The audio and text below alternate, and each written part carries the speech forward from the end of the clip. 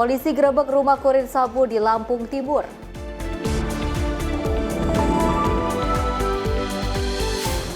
Jelang HUT kemerdekaan, polisi bagi-bagi bendera.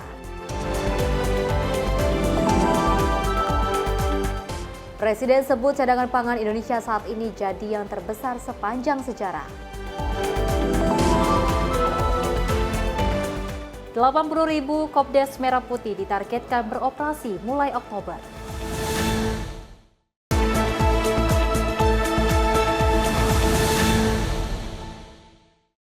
Halo, selamat pagi pemirsa Simpo TV. Selamat pagi Sally. Selamat pagi Festi. Apa kabar pagi hari Luar ini? biasa pada pagi hari ini. Harus baik ya, karena kita berdua akan terus memberikan informasi yang terbaik untuk pemirsa di rumah terkait dengan perpolitikan, ekonomi, dan juga berita hiburan lainnya.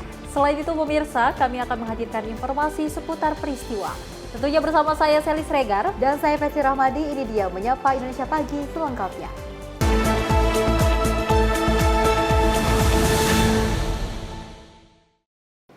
Pemirsa, kita awali dengan berita utama. Sebuah pipa gas milik Pertamina EP meledak di Kecamatan Pagedan Barat, Subang pada Selasa kemarin sekitar pukul 4:30 waktu Indonesia Barat. Ledakan terdengar beberapa kali dengan sangat keras, menimbulkan kobaran api besar dan asap hitam pekat, diduga akibat kebocoran pipa gas.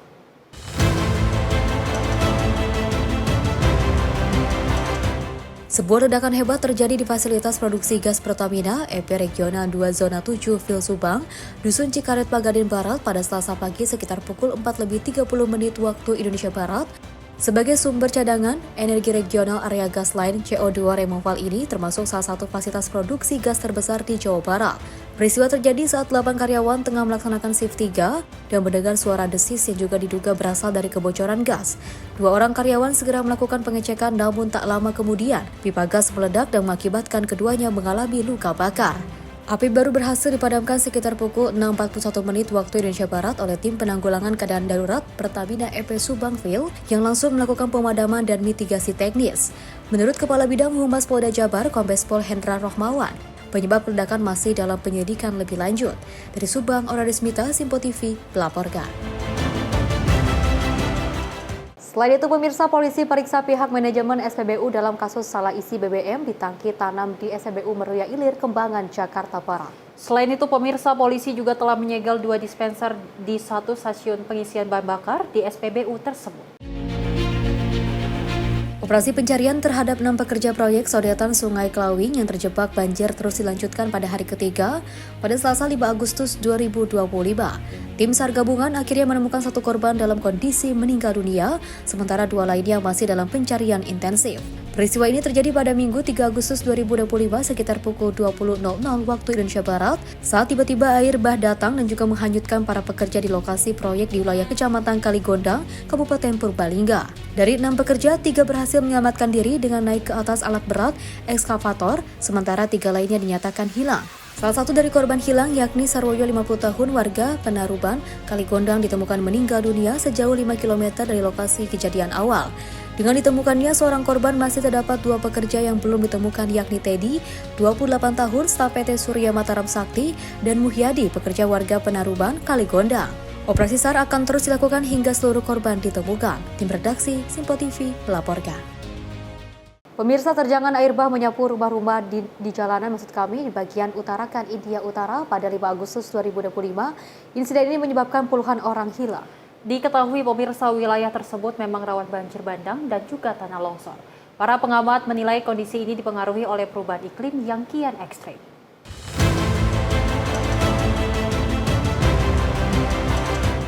Banjir bandang melanda desa Darali di utarakan India Utara diakibatkan karena adanya fenomena cloudburst. Hal ini menyebabkan sedikitnya 4 orang tewas, lebih dari 50 orang hilang, dan puluhan lainnya terjebak. Tim penyelamat termasuk militer telah mencapai lokasi terdampak untuk melakukan evakuasi. Gelombang air berlumpur terlihat mengalir deras dan juga menenggelamkan bangunan di sepanjang jalur sungai Kergaga. Air menutupi jalan, menimpa bangunan dan juga toko-toko di daerah wisata Darali. Saksi Batam menyebut gelombang datang sangat cepat dan tidak memberikan waktu untuk melarikan diri. Menteri Utama Utarakan, Puskar Singdami, menginformasikan bahwa sedang berusaha untuk menyelamatkan korban meski tim militer dan juga polisi perbatasan telah mencapai lokasi. Penyelamatan terhambat hujan deras yang juga terus turun di wilayah tersebut. Dari Jakarta, Natania Asria, Simpo TV melaporkan. Pemirsa, tim SAR gabungan berhasil menemukan 1 dari 3 orang pekerja yang hanyut terseret arus banjir Sungai Klawing, Kecamatan Kaligondang, Purbalingga. Korban atas nama Sarwoyo 50 tahun warga Penaruban, Kaligondang ditemukan meninggal dunia di jarak sekitar 5 km dari lokasi musibah.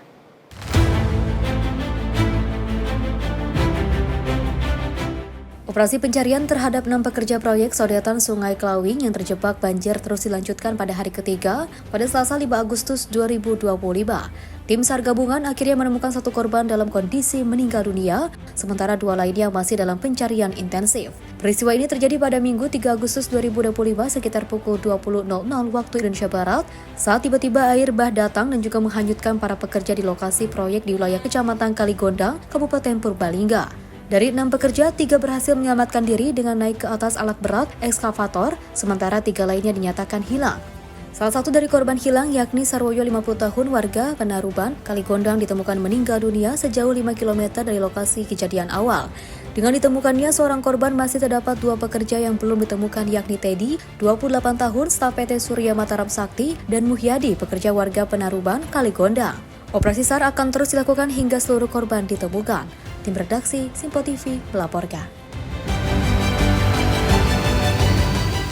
Peristiwa lainnya, pemirsa, jasad tanpa kepala ditemukan di perairan pantai Krakal Gunung Kidul oleh seorang wisatawan pada Senin siang.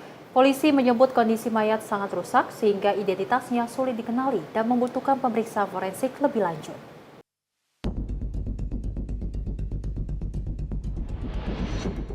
Penemuan jasad tanpa kepala mengguncang warga dan wisatawan di Pantai Karakal, Tanjung Sari, Gunung Kidul pada Senin siang sekitar pukul 13.30 waktu Indonesia Barat. Jasad pertama kali dilihat oleh wisatawan yang sedang menikmati panorama laut dan mengira itu benda terapung biasa. Namun setelah didekati, benda tersebut merupakan tubuh manusia tanpa kepala dengan kondisi sangat rusak. Koordinator Satlinmas Rescue Wilayah 2 Pantai Baron, Marjono, yang tiba di lokasi tak lama setelah laporan diterima membenarkan penemuan jasad tanpa kepala tersebut dan sebagian tubuh sudah menjadi tulang belulang. Diduga kuat jasad tersebut tergilas karang atau terbentur benda keras di laut akibat arus yang deras. Tim Polres Gunung Kidul langsung mengevakuasi jasad ke Rumah Sakit Bayangkara, Yogyakarta untuk proses identifikasi medis lebih lanjut. Menurut Kapolsek Tanjung Sari AKP Agus Fitriatna, kondisi jasad tidak lagi memungkinkan untuk dikenali secara visual. Tidak ditemukan pakaian utuh maupun identitas di tubuh korban. Proses identifikasi akan dilanjutkan melalui otopsi dan juga tes DNA dari keluarga yang diduga memiliki hubungan darah dengan korban. Dari Gunung Kidul, Aura Desmita, Simpo TV melaporkan. Pemirsa, ular piton batik yang bersembunyi di kolong warung seblak Jalan Agus Salim Medan, Sumatera Utara berhasil dievakuasi warga pada Rabu siang. Proses evakuasi ular sanca sepanjang 3 meter yang bersembunyi di kolong warung kuliner tersebut berjalan dramatis.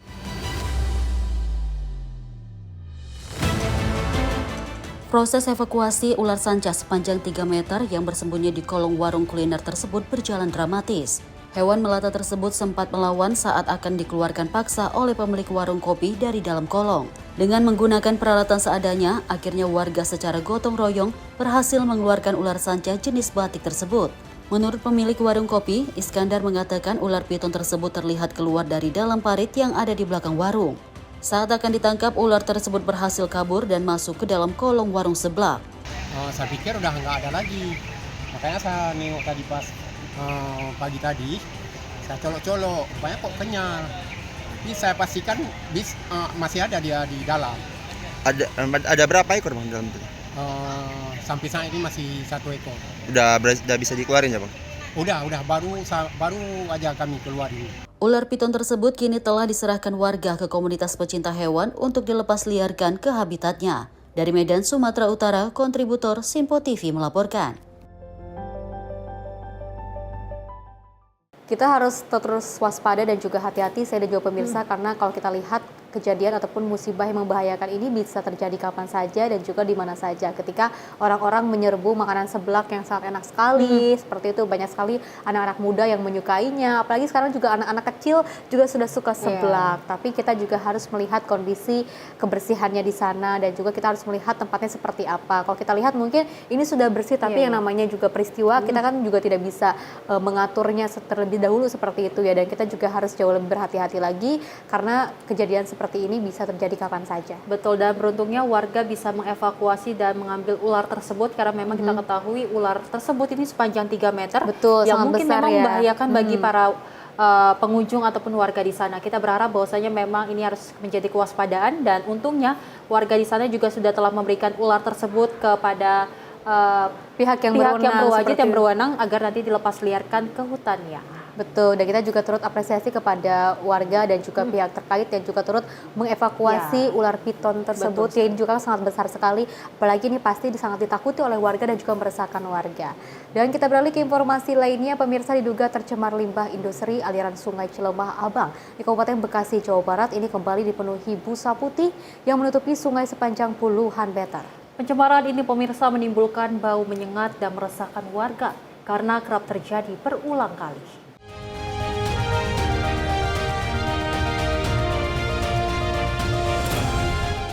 Aliran Sungai Cilemah Abang di Desa Waluya, Kecamatan Cikarang Utara, Kabupaten Bekasi, Jawa Barat, kembali mengeluarkan busa putih tebal yang menutupi aliran sungai sejauh puluhan meter. Air sungai juga berwarna pekat dan mengeluarkan aroma menyengat. Menurut warga, fenomena ini sudah terlihat sejak Senin dini hari. Busa muncul setelah air melewati pintu air 7, diduga pencemaran limbah dilakukan oleh perusahaan nakal yang membuang limbah ke sungai, terutama pada malam hari hingga menjelang pagi. Busa putih yang terbentuk tersebut tertiup angin hingga ke permukiman warga dan dikhawatirkan dapat mengganggu kesehatan serta merusak pertanian.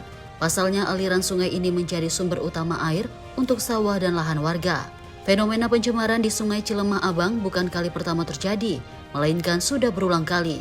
Dalam beberapa hari pekan terakhir, kejadian serupa juga ditemukan di Sungai Cibalok. Warga sudah banyak yang mengeluh, Bang. Jadi kita juga mau mengadu kemana juga kita nggak tahu ya, pihak pemerintah juga kita mungkin nggak ada respon dari pihak pemerintah juga. Jadi kita sebagai warga juga mengharapkan, benar-benar mengharapkan banget lah tindakan-tindakan dari dinas-dinas terkait, terutama dari dinas lingkungan hidup sendiri. Ya kita harapan kita ya lingkungan kita ini, kali kita ini bisa bersih lagi gitu lah. Minimal nggak ada limbah-limbah lah. Kalau kayak gini kan air juga jadi bau, ikan-ikan juga mati gitu. Nah, coba tolong dari dinas-dinas terkait gitu, khususnya dinas lingkungan itu, coba tolonglah dengarin gitu keluhan kita sebagai warga masyarakat yang memang aliran sungai ini tuh banyak digunain untuk lahan-lahan pertanian gitu loh. Kalau nggak lagi airnya. Kadang selain berbusa, apalagi sih kondisi yang buruknya Bang dari air itu?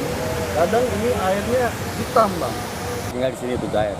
Oh di sini, warga sini berarti ya? Sini. Bang, ini kejadian kayak gini dari kapan sih? Kejadiannya ini dari semalam ini. Pas kali dibuka pintu airnya, kayak berbusa ini. Yang membuat warga resah ya kayak gini lah, lagi barat buat mandi ini susah airnya. Menurut warga sendiri ini apa Pak? Limbah atau apa? Ini kayaknya limbah. Kondisi kayak gini menurut warga sendiri bahaya nggak? Bahaya juga sih. Fenomena ini udah berapa kali Pak? Sering atau? Sering nggak emang? Udah sering? Udah sering. Harapan warga supaya kali ini bersih, gimana caranya gitu, limbah itu ditutup gitu. Warga berharap pemerintah segera menyelidiki pencemaran ini dan menindak tegas perusahaan yang terbukti membuang limbah secara ilegal. Mereka menilai Dinas Lingkungan Hidup Kabupaten Bekasi selama ini belum memberikan sanksi tegas dan terkesan menutup mata terhadap masalah lingkungan yang berulang. Dari Bekasi, Muhammad Ridwan, kontributor Simpo TV melaporkan.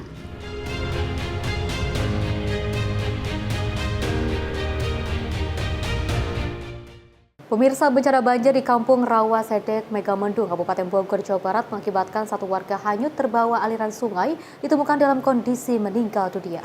Tragedi berulang di lokasi yang sama membuat trauma warga sekitar, dan warga berharap adanya tindakan dari pemerintah daerah agar kejadian serupa tidak terulang kembali.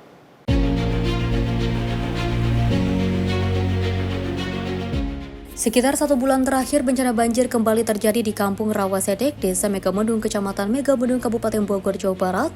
Banjir tersebut melintasi hampir setiap jalan setapak di kampung tersebut. Pada awal Juli 2025 lalu, seorang santri ditemukan tewas hanyut terbawa aliran sungai akibat longsor yang juga dipicu curah hujan tinggi. Terbaru, seorang kakek berusia 80 tahun yang bernama Sowardadi menjadi korban dalam kejadian serupa. Warga berharap adanya solusi dengan adanya peristiwa bencana banjir tersebut. Setiap hujan deras selalu dihantui dengan suasana banjir yang sudah memakan korban jiwa seorang santri dan kakek berusia 80 tahun. Salah satu warga merasa trauma akibat kejadian beberapa hari lalu saat hujan besar. Air yang berada di selokan meluap besar hingga masuk ke dalam rumah. Alhamdulillah yang kejadian pertama juga dari pihak kementerian sampai gubernur sampai camat desa itu alhamdulillah malam kemarin juga alhamdulillah Pak Camat dulu langsung merapat ke titik di daerah sini. Alhamdulillah berkoordinasi dengan BPD ngecek lokasi di atas yang alurannya mungkin akan disegera, jangan ditunda-tunda lagi. Kalau saya imbauan pemerintah juga harus disegerakan bikin di atas sodetan untuk pembuangan airnya, jangan terlalu melebar begini daerah kami. Sementara menurut Ketua RT Endang Sopardi, sedikitnya ada 12 rumah berada dalam zona rawan banjir setiap hujan deras melanda kawasan tersebut. Untuk mengantisipasi korban jiwa, warga kerap dihimbau untuk mengungsi sementara ke rumah tetangga atau kerabat yang lebih aman. Dari Bogor, tim kontributor melaporkan. Pemirsa, kapal cepat atau Fast Boat Dolphin 2 mengalami kecelakaan di perairan Sanur, Denpasar, Bali pada Selasa sore 5 Agustus 2025. Kapal tersebut pemirsa kandas dan tenggelam di alur masuk pelabuhan saat berlayar dari Pelabuhan Nusa Penida menuju Pelabuhan Sanur.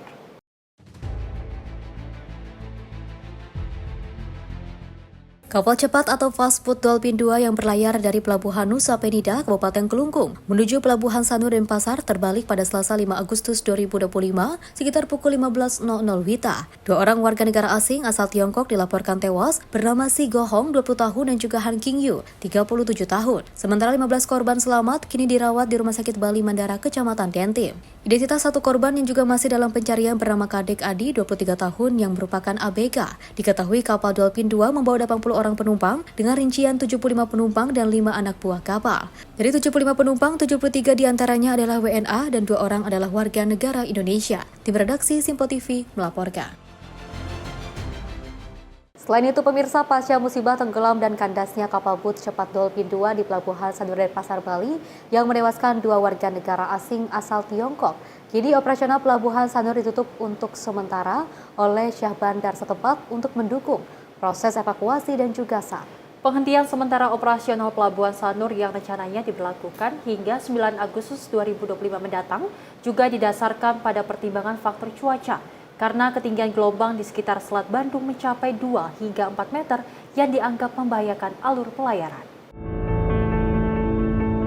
Ratusan tim SAR gabungan masih terus melakukan upaya evakuasi untuk menemukan keberadaan Kadek Adi Jaya Dinata, salah seorang kru ABK kapal boot cepat Dolphin 2 yang diperkirakan masih terjebak di dalam kapal boot cepat yang tenggelam dan kandas di Pelabuhan Sanur, Denpasar, Bali. Bantuan warga, ratusan tim SAR berupaya membalikan posisi kapal dengan mengerahkan alat berat berupa 1 eskavator. Sementara posisi kapal boot cepat sudah jauh bergeser beberapa ratus meter ke arah selatan dari lokasi awal tenggelam di bibir pantai Mertasari. Sekarang sudah masuk ke area kolam Pelabuhan Sanur. Sementara Kepala KSOP Kelas 2 Benua, Aprianus Hangki, mengungkapkan bahwa operasional Pelabuhan Sanur dihentikan sementara pasca insiden yang menewaskan 2 orang warga negara Tiongkok dan 1 orang WNI tersebut. Selain mendukung proses evakuasi dan SAR, penghentian sementara juga didasarkan pada pertimbangan faktor cuaca, karena ketinggian gelombang di sekitar Selat Badung mencapai 2 hingga 4 meter yang dianggap membahayakan alur pelayaran. Penutupan sementara tersebut juga berdampak terhadap tertundanya 80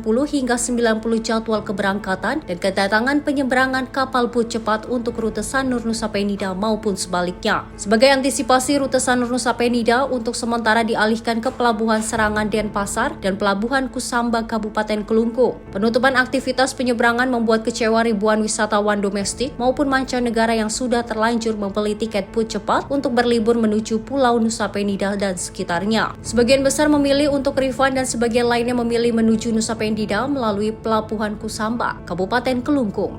Dapat saya sampaikan bahwa berdasarkan informasi berita cuaca BMKG, cuaca pada hari ini cukup tinggi ombaknya dan perairan sekitar Selat Bandung. Oleh karena itu kami mencoba berkoordinasi dengan beberapa pelabuhan tujuan seperti Nusa Penida untuk melakukan penutupan baik yang akan keluar maupun masuk Pelabuhan Sanur seperti itu. Dan kami melihat sendiri bahwa cuaca ombak yang terutama untuk tempat lokasi kejadian kemarin sangat cukup tinggi pada hari ini. Tadi pagi tidak diinformasikan sampai kapan dia itu, tapi katanya nanti disesuaikan kondisi cuaca. Cuman katanya lebih baik di cancel dulu untuk hari ini karena kondisi cuaca tidak memungkinkan. Sebenarnya tadi kami menunggu sampai keberangkatan, cuman karena tidak ada kejelasan informasi ini, jadi mungkin kami mau coba besok pagi lagi. Semoga besok cuacanya bagus. Untuk tripnya sudah beli, paketnya sudah beli, penginapan di sana juga sudah. Menginapnya dari kemarin malam, hanya itu karena cuaca kurang mendukung, jadi mau diapa kita ikuti aja instruksi orang di sini. Kapal bot cepat Dolphin 2 yang tenggelam dan kandas di Pelabuhan Sanur Denpasar, Bali awalnya berlayar dari Pelabuhan Nusa Penida Klukung menuju Pelabuhan Sanur Denpasar dengan kapasitas 80 orang, terdiri dari 75 penumpang dengan rincian 73 WNA dan 2 WNI, serta 5 anak buah kapal. Dari 80 orang yang berada di dalam bot cepat, 77 orang berhasil diselamatkan. Namun 2 WNA Tiongkok berjenis kelamin laki-laki yaitu Choi Kyu Hong dan Han Qing Yu ditemukan meninggal dunia, dan 1 orang lain yang masih dalam pencarian. Selain itu, sebanyak 15 korban yang mengalami luka dan syok telah dievakuasi ke IGD Rumah Sakit Bali Mandara, Denpasar untuk mendapatkan penanganan intensif. Dari Bali, Bagus Raditya melaporkan. Pemirsa, tim Kobra Satres Narkoba Polres Lampung Timur, Lampung menggerebek sebuah rumah milik kurir sabu-sabu di Kecamatan Labuhan Maringkai, Kabupaten Lampung Timur. Dalam penggerebekan ini, pemirsa, polisi menangkap 2 pemuda yang mengaku nekat menjadi kurir sabu usai dijanjikan mendapat upah sebesar 2 juta rupiah dan pakai sabu gratis. Inilah rekaman video saat tim Kobra Satreskrim Polres Lampung Timur, Lampung menggerebek sebuah rumah di Kecamatan Labuhan Maringkai. Di dalam rumah tersebut, polisi menemukan 2 orang pemuda berinisial HM dan AG yang sedang asik mengkonsumsi sabu-sabu. Dari penggeledahan, petugas juga menemukan barang bukti paket sabu-sabu seberat 13 gram lebih. Kasat Reskrim Narkoba Polres Lampung Timur, AKP Timur Irawan mengatakan, dari pemeriksaan yang dilakukan, kedua pemuda ini ternyata kurir yang bertugas mengantar 13 gram lebih sabu-sabu tersebut. Kedua tersangka mengaku diperintah mengantar sabu-sabu oleh seorang bandar di wilayah Kabupaten Lampung Selatan. Mereka nekat melakukan aksi ini sebab telah dijanjikan mendapatkan upah sebesar 2 juta rupiah dan pakai sabu gratis. 2 orang, inisialnya H dan AH. Kedua orang ini diamankan di rumah kontrakan saudara inisial H tersebut. Pada saat itu anggota melakukan penggerebekan dan dilakukan penggeledahan terhadap badan maupun rumah dan didapatkan barang bukti sabu berat kotor seberat 13,67 gram. Selanjutnya kedua terduga tersebut kami bawa ke Mapolres Lampung Timur untuk dilakukan pemeriksaan lebih lanjut. Terhadap keduanya kami kenakan pasal 112 dan 114 ayat 2 Undang-Undang Nomor 35 Tahun 2009 tentang narkotika. Atas perbuatannya, kedua tersangka bakal dijerat menggunakan pasal tentang narkotika dan terancam hukuman pidana penjara maksimal 20 tahun. Dari Lampung Timur, Immanuel Simorangkir, kontributor Simpo TV, melaporkan. Kita sangat turut apresiasi kepada pihak berwajib dan juga berwenang dan juga beberapa kerabat ataupun warga yang turut ikut untuk menggerebek dan juga mengevakuasi hal-hal yang tidak diinginkan seperti itu ya. Apalagi ini kan kasus narkotika, kasus narkoba ini masih terus merajalela di Indonesia. Mudah-mudahan ke depannya dengan ada proses penggerebekan dan juga adanya pengamanan dari pihak aparat kepolisian, nantinya ini tidak terjadi lagi dan juga bisa menjadikan sebuah pembelajaran untuk kita semua agar jauh lebih berhati-hati lagi. Pilih pergaulan, jangan yang semena-mena seperti itu. Betul. Ya. Datangi pergaulan yang sangat positif dan jauhi yang negatif. Betul, terlebih memang saat penggerebekan tersebut polisi menangkap 2 pemuda yang memang saat itu sedang memakai sabu-sabu dan ternyata polisi menetapkan tersangka dengan dijerat hukuman penjara selama 20 tahun dan memang ternyata polisi juga mengamankan barang bukti sebesar 15 gram sabu-sabu yang ternyata memang itu dipakai dan untuk dijual mereka. Kita berharap bahwasanya memang kasus narkoba ini tidak menyasar ke generasi muda karena memang kita sangat menyayangkan ya Festi sebagai generasi muda ternyata terjerat dengan kasus yang sangat-sangat meresahkan warga. Dan tentunya pemirsa, informasi lainnya akan terus kami hadirkan usai jeda berikut ini.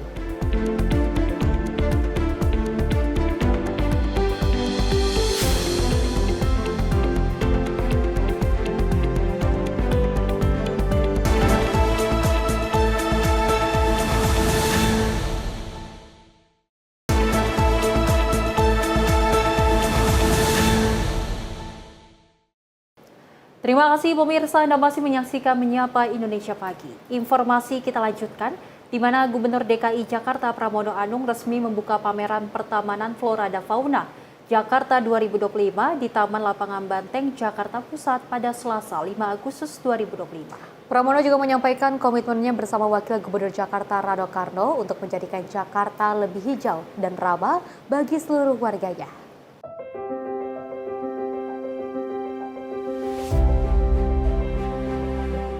Gubernur DKI Jakarta Pramono Anung resmi membuka pameran pertamanan flora dan fauna atau Flona 2025 yang digelar di Lapangan Banteng, Jakarta Pusat. Pramono berharap kegiatan ini tidak sekedar menjadi ajang pameran, melainkan ruang interaksi dan kreativitas warga Jakarta.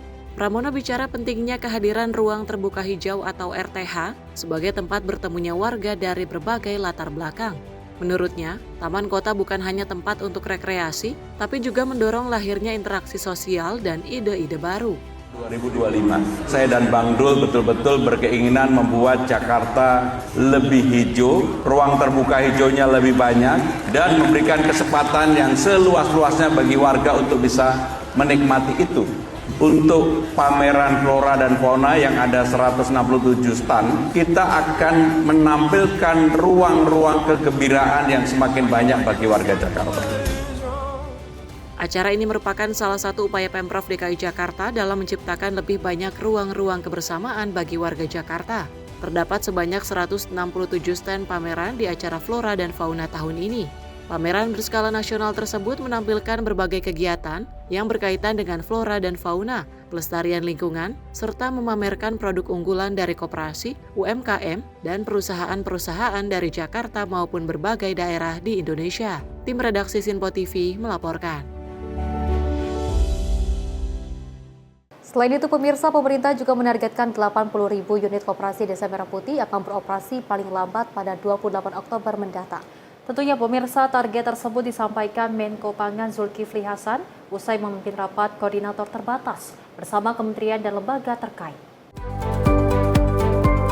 Pemerintah dalam hal ini Kementerian Koordinator Pangan bersama lembaga terkait menghadiri rapat koordinasi untuk membahas secara detail percepatan penyelesaian regulasi termasuk instruksi Presiden dan keputusan Presiden mengenai pelaksanaan program Koperasi Desa Kelurahan Merah Putih. Menko Pangan Zulkifli Hasan menyampaikan bahwa Inpres yang telah disiapkan akan memperkuat koordinasi antara 17 kementerian dan lembaga serta pemerintah daerah. Sementara itu dalam keputusan Presiden akan menetapkan struktur satuan tugas nasional serta satuan tugas di tingkat kabupaten dan kota.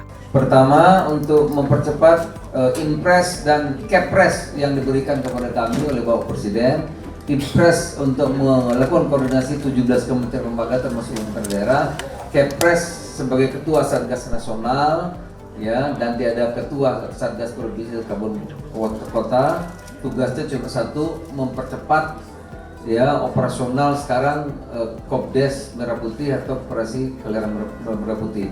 Oleh karena segala aturan kita selesaikan, ya, karena menteri nanti walaupun semua akan keliling Indonesia untuk mempercepat sekurang-kurangnya 28 Oktober itu 80.000 ini mesti sudah ada barangnya. Dari Jakarta, Sri Dewi Andayani, Randika Nita Adit, Sinpo TV melaporkan. Selain itu, pemirsa, Presiden Prabowo Subianto melalui Kementerian Pendidikan Dasar dan Menengah memberikan 3 kado bagi guru dalam rangka Hari Ulang Tahun ke-80 Kemerdekaan Republik Indonesia. 3 kado tersebut ialah bantuan insentif untuk guru non-ASN, bantuan subsidi upah bagi pendidik non-formal, serta bantuan afirmasi kualifikasi S1, D4 bagi guru PAUD dan juga SD. Pada akhirnya kita diakui di 2025, saya lagi hanya 1 dari 5. Indonesia resmi menjadi salah satu dari 5 negara di dunia yang mendapatkan verifikasi dari FIFA untuk Lembaga Penyelesaian Sengketa Sepak Bola National Dispute Resolution Chamber atau NDRC. 4 negara lain yang telah diverifikasi adalah Belgia, Inggris, Prancis, dan Irlandia. NDRC Indonesia atau National Dispute Resolution Chamber adalah lembaga penyelesaian sengketa berbasis arbitris yang beroperasi di bawah naungan PSSI. Lembaga ini berperan untuk menyelesaikan konflik-konflik hukum dalam dunia sepak bola, terutama yang melibatkan pemain, pelatih, dan klub, baik secara individu maupun kelembagaan. Selepas melalui proses panjang sejak tahun 2019, akhirnya FIFA secara resmi memberikan verifikasi kepada NDRC Indonesia. Verifikasi ini mengukuhkan kesiapan NDRC Indonesia dalam menjalankan fungsi penyelesaian sengketa sesuai dengan standar internasional yang diatur dalam NDRC Recognition Principle edisi 2024 dari FIFA. Tim PSSI dan NDRC Indonesia telah melakukan koordinasi intensif dengan FIFA demi memenuhi seluruh aspek dan prinsip yang ditetapkan. Berkat proses panjang tuh dari Mei Juni 2024 sehingga akhirnya diverifikasi FIFA di Januari 2025, prosesnya panjang sekali.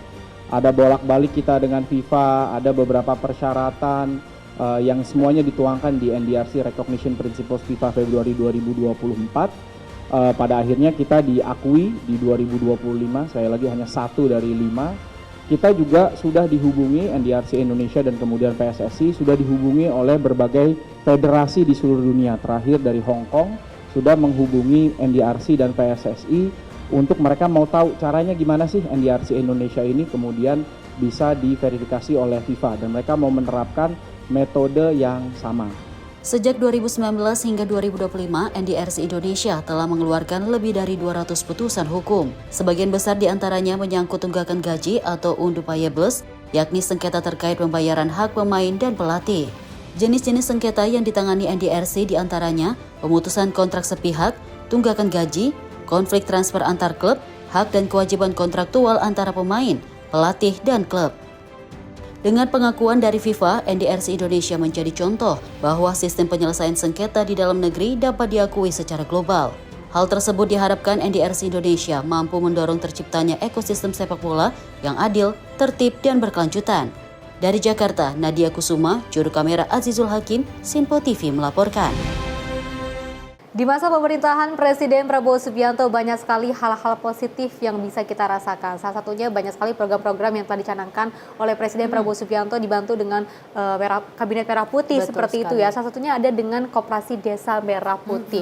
Ini tidak hanya untuk membuka lapangan pekerjaan di perdesaan, tapi juga untuk bisa membangun pedesaan yang jauh lebih baik lagi. Apalagi kan ini kan masih banyak sekali anggaran-anggaran yang harus kita benahi seperti itu ya. Dan juga masih banyak sekali daerah-daerah yang mungkin jalannya masih rusak, terus juga masih ada pembangunan yang belum layak. Maka dari itu mudah-mudahan dengan adanya Koperasi Desa Merah Putih, dari mulai infrastruktur dan juga RAPBN-nya ataupun dana dari desa ini bisa diselenggarakan ataupun bisa diselaraskan dengan baik. Betul, memang kalau kita ketahui program Koperasi Desa Kelurahan Merah Putih ini diresmikan di tanggal 21 Juli 2025 dan akan beroperasi di tanggal 28 Oktober mendatang.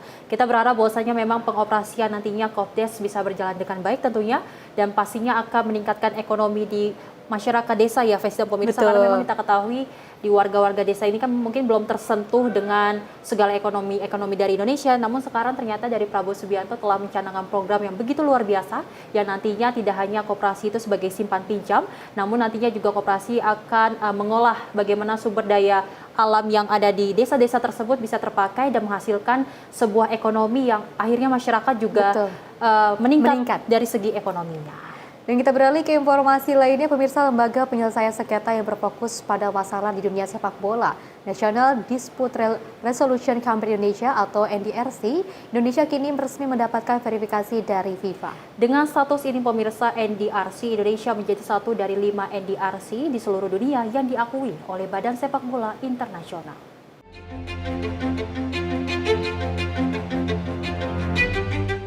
Melalui Kementerian Pendidikan Dasar dan Menengah, pemerintah memberikan bantuan untuk meningkatkan kesejahteraan dan kualitas para guru. Presiden Prabowo Subianto memberikan 3 kado hari ulang tahun ke-80 kemerdekaan RI bagi para guru. Mendikdasmen Abdul Muti menyebutkan 3 kado tersebut ialah bantuan insentif untuk guru non-ASN, bantuan subsidi upah bagi pendidikan non-formal, serta bantuan afirmasi kualifikasi S1 D4 bagi guru PAUD dan SD. Program-program tersebut merupakan terobosan pemerintah sekaligus kado Presiden Prabowo Subianto untuk para guru.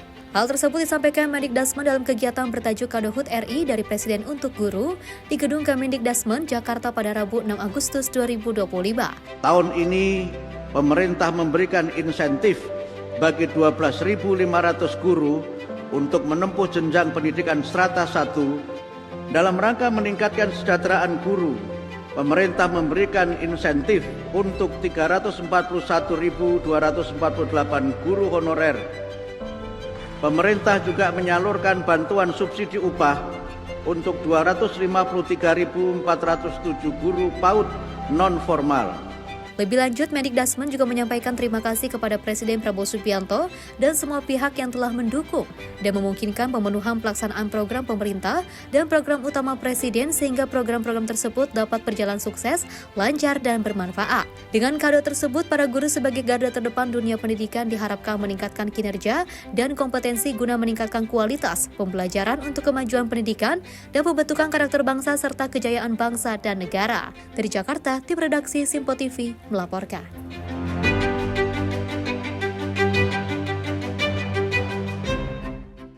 Dari Wakil Menteri Perdagangan RI Diah Roro Esti menyatakan dukungan penuh terhadap gelaran Indonesia Shopping Festival 2025 sebagai bentuk gotong royong untuk memeriahkan HUT ke-80 kemerdekaan Republik Indonesia. Kemendak menilai festival diskon nasional ini mampu meningkatkan daya beli, memberi platform UMKM, serta menjadi hadiah belanja untuk rakyat di momen kemerdekaan. Wakil Menteri Perdagangan Diah Roro Esti menyebut ISF 2025 sebagai bukti nyata sinergi antar asosiasi retail untuk mendorong konsumsi dan pertumbuhan ekonomi domestik. Festival ini melibatkan 3 program utama, yaitu Indonesia Shopping Festival oleh APBBI, Bina atau Belanja di Indonesia Aja oleh Hipindo, dan Merdeka Madness oleh Aprindo. Target nilai transaksi keseluruhan dari 3 program ini mencapai lebih dari 97 triliun rupiah, dengan promo diskon hingga 80% di 400 pusat perbelanjaan, termasuk flash sale dan bazar UMKM.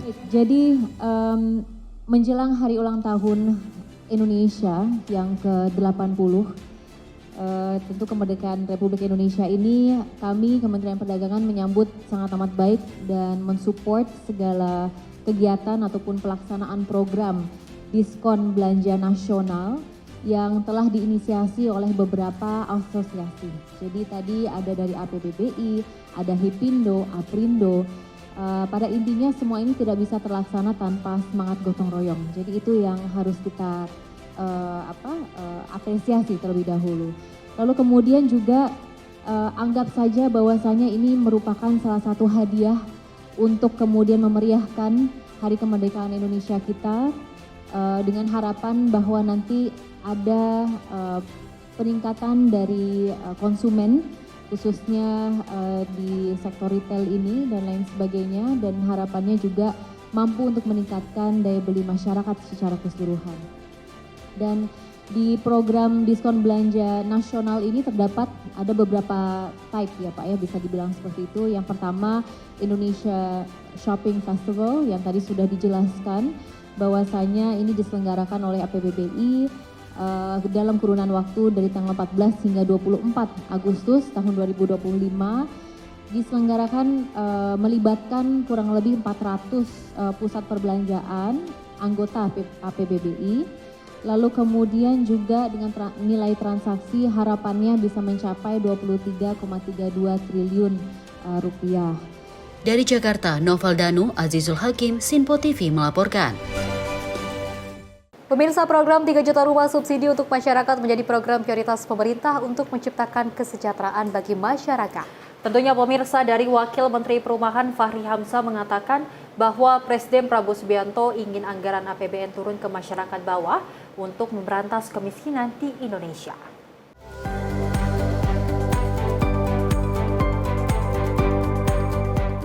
Wakil Menteri Perumahan dan Kawasan Permukiman RI Fahri Hamzah menghadiri diskusi publik dengan mengusung tema Rumah untuk Semua Strategi Pemerintah mempercepat akses hunian layak yang digelar di Salon Kebayoran Baru, Jakarta Selatan pada Rabu 6 Agustus 2025. Wakil Menteri Perumahan Fahri Hamzah mengatakan program ini adalah salah satu program yang paling prioritas. Presiden ingin anggaran APBN turun ke lapisan piramida masyarakat untuk menciptakan kesejahteraan kemiskinan masyarakat. Wakil Menteri Perumahan Fahri Hamzah menegaskan, orang yang sejahtera itu terbagi dalam 4 golongan, diantaranya orang yang cukup gizinya, orang yang sehat, orang yang terdidik, dan orang yang huniannya layak. Dengan hadirnya program 3 juta rumah ini, ingin menghadirkan kesejahteraan untuk masyarakat terdidik dan tidur di hunian yang layak. Wakil Menteri Perumahan Fahri Hamzah menyebutkan program 3 juta rumah ini dengan total pembagian 1 juta rumah baru dan 2 juta perbaikan rumah. Target rumah baru 350.000 rumah, ditambah rumah menengah ke atas, dan juga mes tempat tinggal dinas yang sudah dipersiapkan. Kebijakan APBN Pak Prabowo itu memang baru mulai ketika nanti nota keuangannya dipidatokan tanggal 16 dan akan dimajukan jadi tanggal 15 Agustus ya. Itu adalah APBN-nya Pak Prabowo sebagai presiden, karena APBN yang kita pakai sekarang ini kan adalah APBN-nya Pak Jokowi.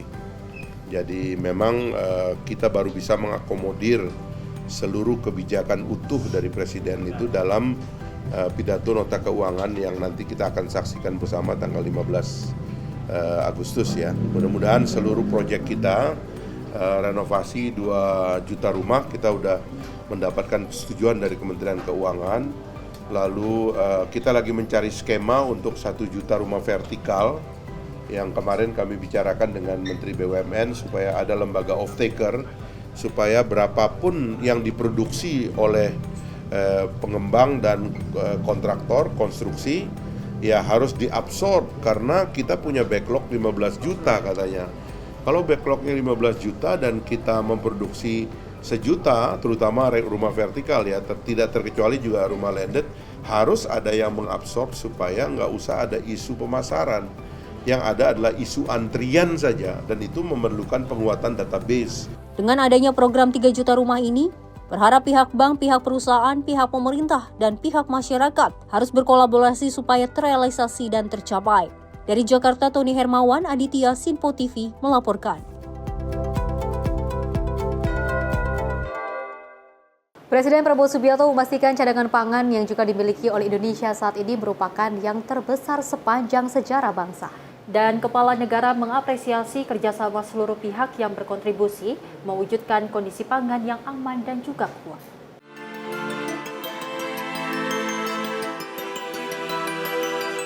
Presiden Prabowo Subianto memastikan cadangan pangan yang dimiliki Indonesia saat ini merupakan yang terbesar sepanjang sejarah bangsa. Selain itu, Kepala Negara mengaku nilai tukar petani atau NTP yang menjadi indikator kesejahteraan petani mengalami peningkatan. Presiden Prabowo Subianto menilai pencapaian tersebut berkat transisi pemerintahan yang baik dari Presiden ke-7 RI Joko Widodo. Presiden mengapresiasi kerjasama seluruh pihak yang berkontribusi mewujudkan kondisi pangan yang aman dan kuat. Hal itu disampaikan Presiden Prabowo Subianto saat memberikan arahan pada rapat kabinet di Istana Negara Jakarta pada Rabu 6 Agustus 2025. Saya berkeyakinan bahwa apapun terjadi, bangsa kita akan aman kalau kita kuasai pangan kita. Kalau kita bisa amankan pangan kita bisa jamin bahwa kita bisa beri makan kepada rakyat kita. Setiap hari, setiap minggu, setiap bulan, setiap tahun. Saya tidak pernah percaya bahwa suatu bangsa bisa merdeka kalau dia tidak bisa produksi pangannya sendiri. Tidak ada dalam sejarah manusia. It does not happen. It will not happen. Tidak ada negara yang merdeka berdaulat tanpa dia bisa produksi makannya sendiri. Karena itu, produksi pangan bagi saya adalah strategis. Selalu bangsa kita diganggu, bahkan dirusak melalui pangan. Kalau ada bangsa lain yang ingin merusak kita, dia akan merusak pangan kita. Alhamdulillah, dengan langkah-langkah yang cepat dan terus terang saja, dengan transisi yang baik antara Presiden Joko Widodo dan saya, kita bisa dalam posisi sekarang, produksi pangan kita bisa saya sampaikan berada dalam kondisi yang aman dan kuat. Presiden Prabowo Subianto menekankan strategi pemerintahannya berada di jalur yang benar, terutama di bidang pangan. Kepala Negara berharap kondisi ini terus dipertahankan. Dari Jakarta, Dio Malau, Sinpo TV melaporkan.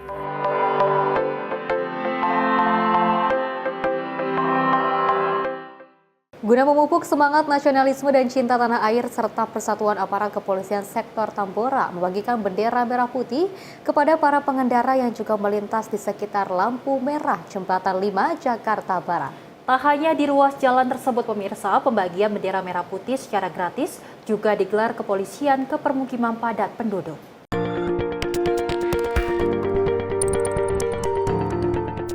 Personil kepolisian dari sektor Tambora membagikan bendera merah putih kepada pengendara sepeda motor yang melintas di ruas jalan sekitar lampu merah Jembatan 5, Tambora, Jakarta Barat. Selain dibagikan kepada para pengguna jalan, petugas juga memasangkan bendera ke kendaraan barang dan mobil. Kegiatan membagi-bagikan bendera merah putih ini guna menyambut HUT RI ke-80 serta menggugah kesadaran masyarakat tentang semangat nasionalisme, persatuan, dan cinta tanah air. Pemasangan bendera ini dalam rangka memberikan hari ulang tahun Republik Indonesia yang ke-20 dengan maksud untuk cinta tanah air dan menjaga persatuan dan kesatuan Republik Indonesia. NKRI harga mati. Tak hanya kepada pengendara yang melintas di ruas jalan, aksi bagi-bagi bendera merah putih secara gratis ini juga ke permukiman padat penduduk di kawasan Angke Tambora. Dari Jakarta, tim kontributor Simpo TV melaporkan. Tinggal menghitung hari kita akan merasakan momennya kemerdekaan Republik Indonesia yang ke-80 tahun. Betul. Inilah momen-momen yang sangat dinanti-nantikan oleh seluruh masyarakat Indonesia, dari mulai kalangan anak kecil, dewasa, remaja, bahkan yang sudah ibu-ibu, bapak-bapak juga kita sangat menantikan sekali kemeriahan dari kemerdekaan Republik Indonesia yang ke-80 tahun. Banyak sekali hal-hal yang telah dilakukan ataupun festival-festival yang istimewa. Tentunya juga bukan hanya sekedar festival, bukan hanya sekedar konser atau apapun itu, tapi juga ini memberikan dampak yang positif mungkin bagi UMKM. Salah satunya tadi juga ada Shopping Festival 2025. Betul. Ini untuk menumbuhkan para UMKM yang juga untuk berjualan dengan adanya diskon belanja yang sangat luar biasa. Mudah-mudahan tingkat ekonomi dan juga adanya kenaikan dan juga adanya nama-nama UMKM ini bisa dikenal oleh masyarakat Indonesia. Betul sekali, dan dengan pembagian bendera gratis yang dilakukan oleh pihak kepolisian ini sangat diacungkan jempol. Betul. Karena memang kalau kita ketahui Festi dan pemirsa di mana memang sekarang kan maraknya warga-warganet yang membicarakan bahwasanya kita harus mengibarkan bendera One Piece. Betul. Dikarenakan katanya Indonesia ini belum merdeka. Padahal kalau kita lihat dari tingkat ekonomi saja dari sudah meningkat. betul, ya. BPS mengatakan ada 5,12% ini angka ekonomi Indonesia ini meningkat. Betul. Ini menjadi bukti nyata bahwasanya ini harus kita rayakan sebagai hadiah dari HUT RI ke-80. Ternyata memang Indonesia sudah merdeka dengan kemajuan yang sangat luar biasa. Betul, tidak hanya kita mencintai bendera merah putih dengan membagi-bagikan bendera kepada pengendara dan juga ke permukiman padat penduduk seperti itu, tapi juga cinta tanah air kita bisa kita lihat dengan menghargai seluruh produk-produk lokal yang ada di Indonesia. Dan pemirsa, tentunya informasi lainnya akan terus kami hadirkan usai jeda berikut ini.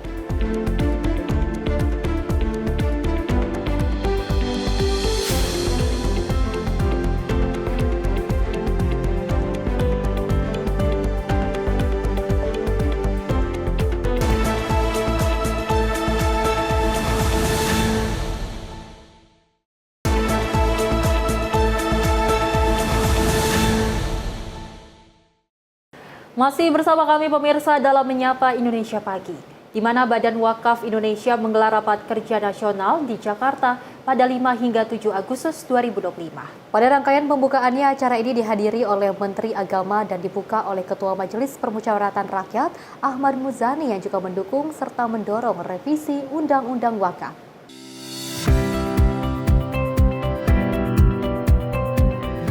Ketua Badan Wakaf Indonesia Komarudin Amin mendorong gerakan wakaf nasional secara lebih masif untuk mendukung pencapaian visi Indonesia Emas 2045.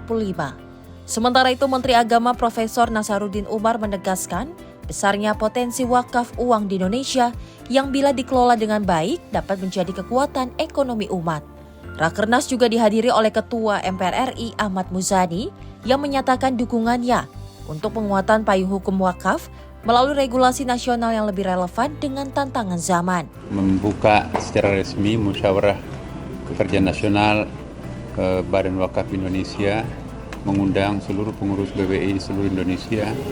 Ya, mudah-mudahan hari ini adalah menjadi starting point untuk gerakan wakaf yang lebih produktif lagi di masa depan. BWI diharapkan akan tampil lebih produktif daripada sebelumnya. Nah, jadi kehadiran BWI ini nanti akan memperkuat gagasan-gagasan nawacita Bapak Presiden untuk melahirkan suatu masyarakat yang sangat kokoh, yang kompetitiveness-nya di masa depan.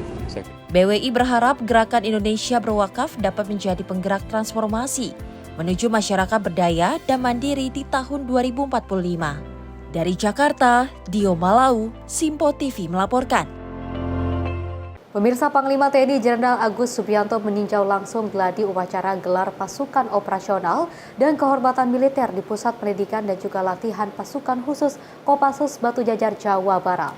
Tinjauan tersebut pemirsa untuk memastikan kesiapan jajaran TNI dalam menghadapi perhelatan militer berskala nasional yang akan dipimpin langsung oleh Presiden Prabowo Subianto.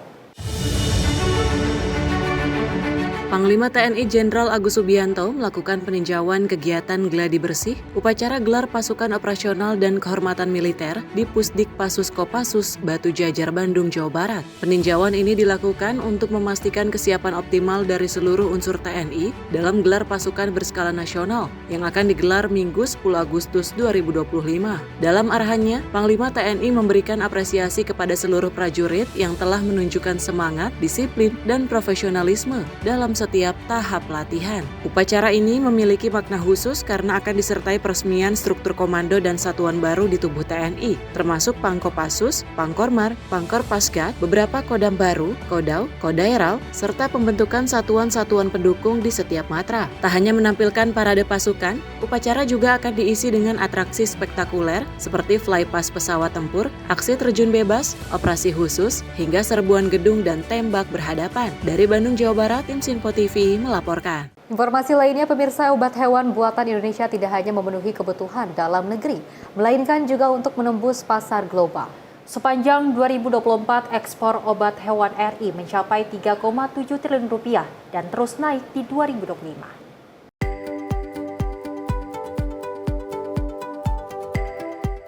Indonesia tidak hanya menjadi negara dengan populasi ternak yang tinggi, melainkan juga produsen obat hewan yang mampu menembus pasar dunia. Dengan keberagaman dan jumlah hewan ternak yang besar, Indonesia membutuhkan layanan kesehatan hewan yang memadai. Salah satunya adalah ketersediaan obat hewan yang aman, bermutu, dan berkhasiat. Saat ini produsen hewan obat Indonesia mampu memenuhi kebutuhan dalam negeri, sekaligus mengekspor ke berbagai negara. Produk yang diekspor mencakup sediaan biologik, farmasetik, hingga bahan baku. Sepanjang 2024, ekspor obat hewan RI mencapai 3,7 triliun rupiah dan terus naik di 2025. Obat-obatan tersebut telah dikirim ke 40 negara termasuk Jerman, Cina, Mesir, hingga Arab Saudi. Bahkan nilai ekspor terus meningkat dari tahun ke tahun. Pada 2023, kenaikan nilai ekspor mencapai lebih dari 87% dibandingkan tahun sebelumnya. Sementara itu, pada semester pertama tahun 2025, nilai pengajuan ekspor obat hewan sudah melampaui sekitar 5,5 triliun rupiah. Tim redaksi Simpo TV melaporkan. Pemirsa, terjangan air bah menyapu rumah-rumah di jalanan di bagian utarakan India Utara pada 5 Agustus 2025. Insiden ini menyebabkan puluhan orang hilang. Diketahui pemirsa, wilayah tersebut memang rawan banjir bandang dan juga tanah longsor. Para pengamat menilai kondisi ini dipengaruhi oleh perubahan iklim yang kian ekstrim.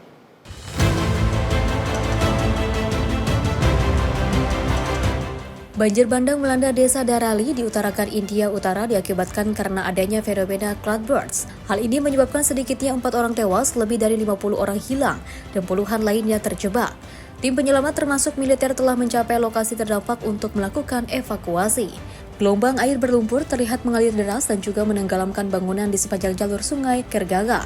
Air menutupi jalan, menimpa bangunan dan juga toko-toko di daerah wisata Darali. Saksi Batam menyebut gelombang datang sangat cepat dan tidak memberikan waktu untuk melarikan diri. Menteri Utama Utarakan, Puskar Singdami, menginformasikan bahwa sedang berusaha untuk menyelamatkan korban meski tim militer dan juga polisi perbatasan telah mencapai lokasi. Penyelamatan terhambat hujan deras yang juga terus turun di wilayah tersebut. Dari Jakarta, Natania Asria, Simpo TV, melaporkan. Pemirsa, bencana banjir di Kampung Rawa Sedek, Megamendung, Kabupaten Bogor, Jawa Barat mengakibatkan 1 warga hanyut terbawa aliran sungai ditemukan dalam kondisi meninggal dunia. Tragedi berulang di lokasi yang sama membuat trauma warga sekitar dan warga berharap adanya tindakan dari pemerintah daerah agar kejadian serupa tidak terulang kembali.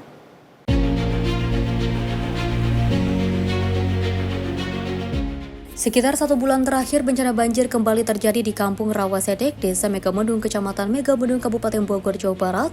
Banjir tersebut melintasi hampir setiap jalan setapak di kampung tersebut. Pada awal Juli 2025 lalu, seorang santri ditemukan tewas hanyut terbawa aliran sungai akibat longsor yang juga dipicu curah hujan tinggi. Terbaru, seorang kakek berusia 80 tahun yang bernama Sowardadi menjadi korban dalam kejadian serupa. Warga berharap adanya solusi dengan adanya peristiwa bencana banjir tersebut. Setiap hujan deras selalu dihantui dengan suasana banjir yang sudah memakan korban jiwa seorang santri dan kakek berusia 80 tahun. Salah satu warga merasa trauma akibat kejadian beberapa hari lalu saat hujan besar. Air yang berada di selokan meluap besar hingga masuk ke dalam rumah. Alhamdulillah, yang kejadian pertama juga dari pihak kementerian sampai gubernur sampai camat desa itu alhamdulillah merespon. Malam kemarin juga alhamdulillah Pak Camat dulu langsung merapat ke titik di daerah sini. Alhamdulillah berhubungan juga dengan BPD ngecek lokasi di atas yang alurannya mungkin akan disegera, jangan ditunda-tunda lagi. Kalau saya imbauan pemerintah juga harus disegerakan bikin di atas kesulitan untuk pembuangan airnya, jangan terlalu melebar begini daerah kami. Sementara menurut Ketua RT Endang Sopardi, sedikitnya ada 12 rumah berada dalam zona rawan banjir setiap hujan deras melanda kawasan tersebut. Untuk mengantisipasi korban jiwa, warga kerap dihimbau untuk mengungsi sementara ke rumah tetangga atau kerabat yang lebih aman. Dari Bogor, tim kontributor melaporkan. Pemirsa, pemerintah terus memperkuat infrastruktur kesehatan nasional, salah satunya dengan membangun 32 rumah sakit baru di daerah terpencil. Langkah ini, pemirsa, diharapkan dapat meningkatkan akses pelayanan kesehatan bagi masyarakat yang selama ini kesulitan mendapatkan fasilitas medis memadai. Selain program cek kesehatan gratis, Menkes Budi Gunadi Sadikin juga melaporkan fokus pemerintah pada pembangunan infrastruktur kesehatan, khususnya rumah sakit di wilayah terpencil. Rencana pembangunan 32 rumah sakit baru menjadi prioritas untuk meningkatkan akses layanan kesehatan di daerah-daerah yang selama ini kurang terlayani. Dari total 32 rumah sakit yang direncanakan, sebanyak 22 diantaranya telah dilakukan peletakan batu pertama atau groundbreaking. Sisa 10 rumah sakit lainnya direncanakan akan menyusul groundbreaking pada paruh kedua tahun ini, menunjukkan percepatan pembangunan infrastruktur kesehatan. Menkes memperkirakan sekitar 12 hingga 15 rumah sakit dari proyek ini dapat rampung dan mulai beroperasi pada tahun ini juga. Pembangunan ini mendapat apresiasi tinggi dari masyarakat di sejumlah daerah terpencil seperti Redabolo, Borong, Konawe, Buton, Anambas, Taliabu, dan Nias yang selama ini kesulitan mengakses fasilitas kesehatan memadai. Presiden Prabowo menyatakan keinginan agar pembangunan rumah sakit berkualitas tidak hanya terbatas pada 66 kabupaten, melainkan dapat menjangkau seluruh 514 kabupaten dan kota di Indonesia. Dalam waktu dekat, Presiden Prabowo Subianto juga berencana meresmikan 3 rumah sakit besar yang berlokasi strategis di Jayapura, Jakarta, dan Solo. Saya juga laporkan dari 32 rumah sakit yang dibangun di daerah-daerah terpencil, 22 kan sudah groundbreaking. Sisanya 10 akan di groundbreaking juga di semester kedua ini. Diharapkan mungkin 12 sampai 15 rumah sakit bisa selesai juga di tahun ini, dan itu masyarakat senang sekali dengan pembangunan rumah sakit di daerah-daerah seperti Redabolo, di Borong, itu daerah yang pasti teman-teman nggak pernah dengar lah. Konawe, Buton, ya Anambas, Taliabu, di Nias, itu daerah-daerah yang memang Bapak Presiden perhatikan. Bapak Presiden malah mengatakan kalau bisa ditambah, jangan 66. Beliau pengen kalau bisa 514 kabupaten kota semua rumah sakitnya bagus-bagus. Ya. Kemudian kita juga bicara mengenai rumah sakit ini, kalau udah ada alat-alatnya kan butuh SDM dan butuh pembiayaan. Dia juga menyampaikan bagaimana arahan supaya dokter-dokternya, dokter-dokter spesialisnya itu bisa dipercepat, kemudian mengenai pembiayaannya juga bisa dibuat lebih baik lagi. Peresmian ini merupakan bagian integral dari upaya transformasi menyeluruh dalam layanan kesehatan nasional yang sedang digalakan pemerintah. Tim redaksi Sinpo TV melaporkan. Program pemerintah cek kesehatan gratis sekolah ditujukan untuk anak sekolah, tentunya dalam upaya peningkatan kualitas sumber daya manusia. Kepala Komunikasi Kepresidenan RI Hasan Nasbi menegaskan dengan adanya program CKG sekolah dapat mengantisipasi resiko berbagai penyakit. Senin 4 Agustus 2025, pemerintah secara resmi meluncurkan program cek kesehatan gratis atau CKG sekolah sebanyak 12 titik sekolah. Program CKG sekolah ditujukan untuk anak sekolah dalam upaya peningkatan kualitas sumber daya manusia di Indonesia. Kepala Komunikasi Kepresidenan RI, Hasan Nasbi menegaskan masalah umum yang harus diperhatikan anak sekolah, yaitu gizinya harus memadai. Dengan adanya CKG sekolah, program ini dapat mengantisipasi terhadap potensi resiko berbagai penyakit. Pasalnya saat melakukan peninjauan, Hasan Nasbi menemukan adanya murid sekolah yang mendapatkan tekanan darah tinggi. Dengan adanya potensi penyakit yang ditemukan diharapkan dapat dimitigasi sejak awal. Ia juga menekankan pentingnya perhatian terhadap generasi penerus bangsa. Yang jelas, untuk peningkatan kualitas sumber daya manusia kita perlu memberikan pendidikan yang baik. Gizinya juga harus dibuat baik. Tapi mengantisipasi potensi risiko penyakit itu juga harus dilakukan. Jadi untuk kalau di sekolah ini lebih mudah nih. Ya, cek kesehatan gratis itu idealnya kan orang datang aja ke puskesmas bisa.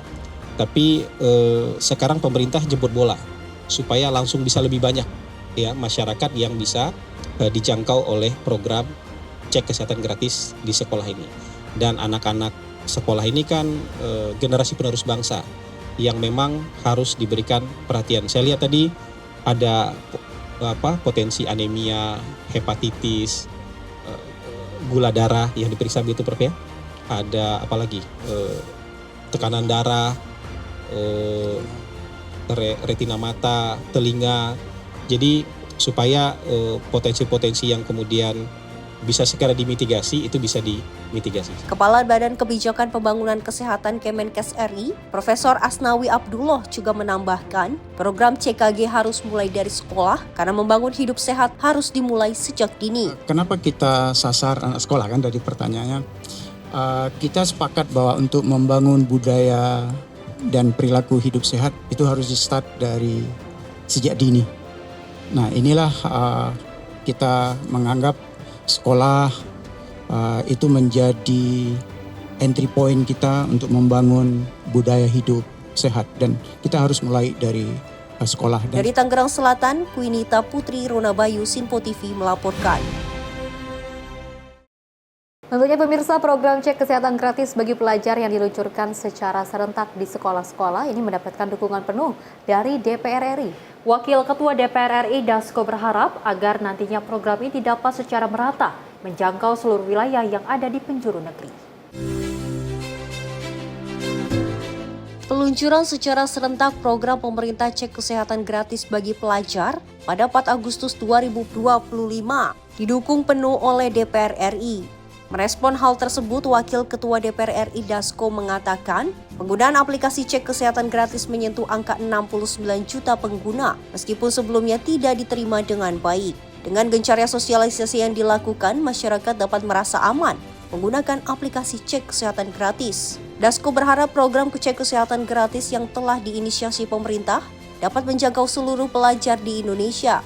Ya, kita sebagai anak bangsa, Dewan Perwakilan Rakyat Republik Indonesia mendukung penuh program cek kesehatan gratis dari pemerintah tersebut. Dan sepanjang yang kami monitor, yang menggunakan aplikasi cek kesehatan itu juga sudah banyak dan mudah-mudahan ada 69 juta yang sudah memakai aplikasi cek kesehatan gratis. Ya, awal memang kita lihat pada nggak mau, tapi belakangan setelah sosialisasi itu banyak yang menggunakan sampai dengan 69 juta dan kita berharap bahwa program cek kesehatan gratis ini juga bisa menjangkau seluruh lapisan masyarakat dan bertambah dari 69 juta. Demikian. Dari Jakarta, Zuliandri Ahmad Amin, Sinpo TV melaporkan. Presiden Republik Indonesia Prabowo Subianto menargetkan program cek kesehatan gratis ini dapat menjangkau 20 juta warga pada 17 Agustus mendatang. Target ini disampaikan setelah laporan Menteri Kesehatan tentang capaian program yang telah menyentuh 17 juta warga. Presiden Republik Indonesia Prabowo Subianto mengungkapkan harapannya agar program cek kesehatan gratis atau CKG dapat menjangkau 20 juta warga penerima pada tanggal 17 Agustus mendatang. Program ini mencakup pemeriksaan kesehatan bagi masyarakat umum maupun siswa sekolah di seluruh penjuru negeri. Target ini disampaikan setelah Menteri Kesehatan Budi Gunadi Sadikin melaporkan perkembangan program CKG kepada Presiden di Istana Kepresidenan Jakarta pada Selasa 5 Agustus 2025. Presiden menyatakan kepuasannya atas capaian program yang telah menjangkau 17 juta warga sejauh ini dan mendorong peningkatan target. Peningkatan target ini menjadi indikator komitmen pemerintah dalam memperluas akses layanan kesehatan preventif bagi seluruh lapisan masyarakat. Sekaligus diharapkan menjadi kado istimewa bagi bangsa di hari ulang ke-80 Republik Indonesia. Upaya ini sejalan dengan visi untuk menciptakan masyarakat yang lebih sehat dan produktif melalui deteksi dini berbagai kondisi kesehatan. Pencapaian target 20 juta warga dalam waktu singkat ini memerlukan koordinasi yang intensif antara Kementerian Kesehatan dan berbagai pihak terkait. Akselerasi program CKG akan ditargetkan untuk menjangkau lebih banyak wilayah dan kelompok masyarakat, memastikan bahwa layanan kesehatan dasar dapat diakses secara luas. Cek kesehatan gratis baru diluncurkan yang di sekolah tanggal 4 Agustus kemarin. Jadi Pak Presiden senang sekali karena sekarang sudah 17 juta dan beliau ingin kalau bisa nanti 17 Agustus bisa nggak 20 juta gitu supaya bisa ada pencapaian yang baik di sana. Tim redaksi Sinpo TV melaporkan. Banyak sekali program-program dari Presiden Prabowo Subianto yang kita nilai sangat berhasil dan juga berjalan sangat mulus, lancar, bahkan sudah terrealisasikan dengan tepat sasaran seperti itu ya. Kita melihat banyak sekali pelayanan kesehatan yang dilakukan oleh Presiden Prabowo Subianto secara gratis. Betul. Yang awalnya untuk para lansia dan ini juga ditujukan kepada anak-anak karena tentunya untuk mencerdaskan bangsa dan juga negara kita harus diawali dengan kesehatan. Anak yang sehat pasti akan menumbuhkan anak yang cerdas seperti itu ya. Mudah-mudahan dengan adanya pelayanan cek kesehatan gratis bagi siswa ataupun sekolah ini bisa menumbuhkan anak-anak semakin sehat lagi, semakin kuat dan juga bisa meningkatkan nilai akademiknya. Betul sekali, seperti yang dikatakan oleh Presiden Prabowo Subianto bahwasanya program CKG ini diharapkan akan menembus target di 20 juta warga ataupun orang yang memang nantinya di 17 Agustus. Memang dikatakan dari Menteri Kesehatan bahwasanya saat ini sudah ada 17 juta yang ikut dengan program cek kesehatan gratis. Kita sudah hampir rampung 20 juta ya nantinya. Betul, dan pastinya kita berharap bahwasanya dengan program yang sudah diluncurkan oleh pemerintahan sekarang ini dapat menguntungkan warga dan pastinya banyak sekali antusias dan respon positif dari masyarakat Indonesia. Dan tentunya mudah-mudahan banyak sekali yang melek dan juga sadar akan kesuksesan dari Presiden Prabowo Subianto yang juga terkait dengan program-program ini tidak hanya sebatas untuk membuat sebuah program, tapi juga untuk membangun bangsa dan negara yang jauh lebih baik lagi. Dan pemirsa, informasi lainnya akan terus kami hadirkan usai jeda berikut ini.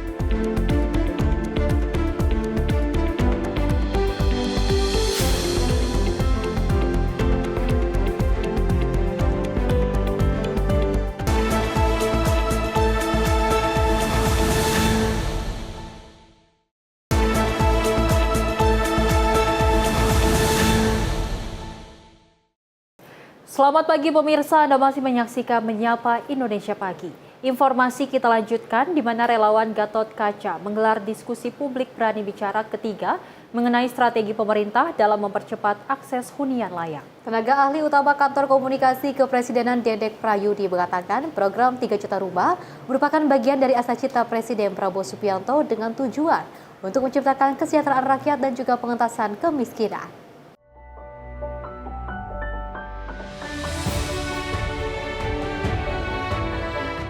Tenaga ahli utama Kantor Komunikasi Kepresidenan Dedek Prayudi menyampaikan program Rumah 3 Juta Rumah menjadi salah satu program asa cita Presiden Prabowo Subianto dalam hal kesejahteraan rakyat dan pengentasan kemiskinan.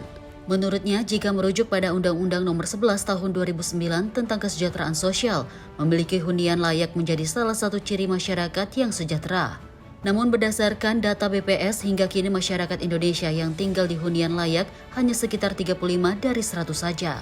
Oleh karena itu, program 3 juta rumah ini menjadi penting bagi pemerintah Indonesia untuk menyejahterakan rakyat dan mengurangi angka kemiskinan, meskipun program tersebut memerlukan anggaran yang lebih besar dari APBN. Begini, kalau kita merujuk kepada Undang-Undang Nomor 11 tahun 2009 tentang kesejahteraan sosial. Mohon maaf saya terbalik kalau nggak salah, itu Undang-Undang nomor 9 tahun 2011 tentang kesejahteraan sosial. Di situ dikatakan bahwa orang yang sejahtera itu adalah orang yang tercukupi kebutuhan lahiriah dan batiniah. Dan yang terakhir, orang yang sejahtera adalah orang yang tinggal di hunian layak. Ya, jadi nggak mungkin ada orang yang sejahtera kalau dia masih nomaden. Dari Jakarta, Sri Dewi Andayani, Mutia Anggiani, Sinpo TV melaporkan. Pemirsa, program 3 juta rumah subsidi untuk masyarakat menjadi program prioritas pemerintah untuk menciptakan kesejahteraan bagi masyarakat. Tentunya pemirsa, dari Wakil Menteri Perumahan Fahri Hamzah mengatakan bahwa Presiden Prabowo Subianto ingin anggaran APBN turun ke masyarakat bawah untuk memberantas kemiskinan di Indonesia.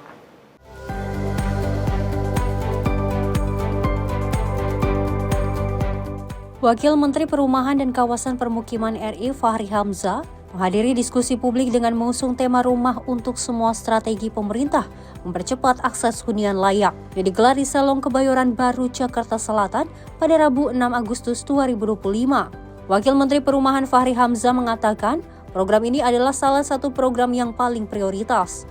Presiden ingin anggaran APBN turun ke lapisan piramida masyarakat untuk menciptakan kesejahteraan kemiskinan masyarakat. Wakil Menteri Perumahan Fahri Hamzah menegaskan, orang yang sejahtera itu terbagi dalam 4 golongan, diantaranya orang yang cukup gizinya, orang yang sehat, orang yang terdidik, dan orang yang huniannya layak. Dengan hadirnya program 3 juta rumah ini, ingin menghadirkan kesejahteraan untuk masyarakat terdidik dan tidur di hunian yang layak. Wakil Menteri Perumahan Fahri Hamzah menyebutkan program 3 juta rumah ini dengan total pembagian 1 juta rumah baru dan 2 juta perbaikan rumah. Target rumah baru 350.000 rumah, ditambah rumah menengah ke atas, dan juga mes tempat tinggal dinas yang sudah dipersiapkan. Kebijakan APBN Pak Prabowo itu memang baru mulai ketika nanti nota keuangannya dipidatokan tanggal 16 dan akan dimajukan jadi tanggal 15 Agustus ya. Itu adalah APBN-nya Pak Prabowo sebagai presiden, karena APBN yang kita pakai sekarang ini kan adalah APBN-nya Pak Jokowi. Jadi memang kita baru bisa mengakomodir seluruh kebijakan utuh dari presiden itu dalam pidato nota keuangan yang nanti kita akan saksikan bersama tanggal 15 Agustus ya. Mudah-mudahan seluruh proyek kita renovasi 2 juta rumah kita udah mendapatkan persetujuan dari Kementerian Keuangan. Lalu kita lagi mencari skema untuk 1 juta rumah vertikal yang kemarin kami bicarakan dengan Menteri BUMN supaya ada lembaga off-taker, supaya berapapun yang diproduksi oleh pengembang dan kontraktor konstruksi ya harus diabsorb, karena kita punya backlog 15 juta katanya. Kalau backlognya 15 juta dan kita memproduksi 1 juta, terutama rumah vertikal ya, tidak terkecuali juga rumah landed, harus ada yang mengabsorb supaya nggak usah ada isu pemasaran. Yang ada adalah isu antrian saja, dan itu memerlukan penguatan database. Dengan adanya program 3 juta rumah ini, berharap pihak bank, pihak perusahaan, pihak pemerintah, dan pihak masyarakat harus berkolaborasi supaya terrealisasi dan tercapai. Dari Jakarta, Tony Hermawan, Aditya, Sinpo TV melaporkan. Pemirsa, dalam sidang Kabinet Paripurna ke-8, Presiden RI Prabowo Subianto menyampaikan apresiasi setinggi-tingginya kepada jajaran Kabinet Merah Putih yang bekerja dengan baik selama ini. Dan Presiden Prabowo Subianto mengatakan dalam 10 bulan pertama pemerintahannya telah banyak prestasi dan kerja nyata yang telah dilakukan oleh para jajaran Kabinet Merah Putih.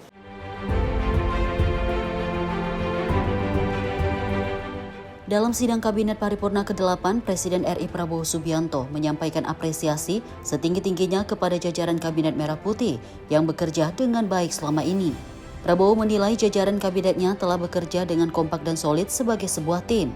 Menurutnya, hal ini menjadi kunci atas keberhasilan yang diraih Indonesia saat ini baik di sektor ekonomi maupun pangan.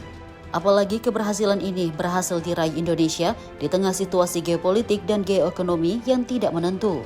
10 bulan ini kita rasakan bersama adalah 10 bulan yang sangat penuh dengan karya, dengan kerja, dengan prestasi.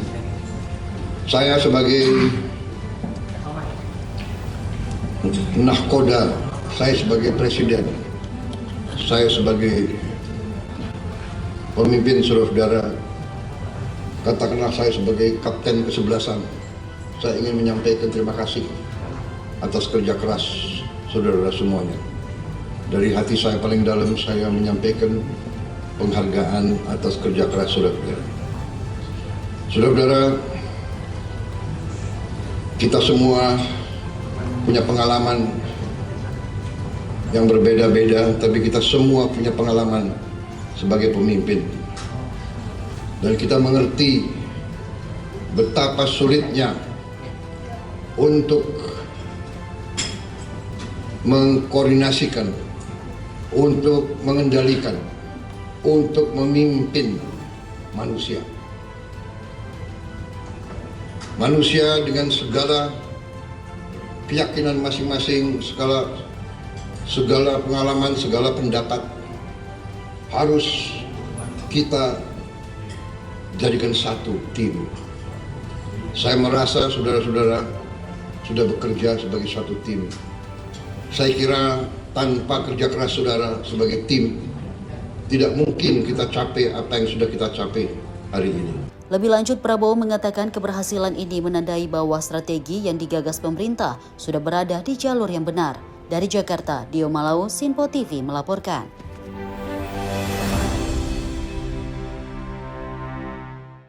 Presiden Prabowo Subianto memastikan cadangan pangan yang juga dimiliki oleh Indonesia saat ini merupakan yang terbesar sepanjang sejarah bangsa. Dan Kepala Negara mengapresiasi kerjasama seluruh pihak yang berkontribusi mewujudkan kondisi pangan yang aman dan juga kuat.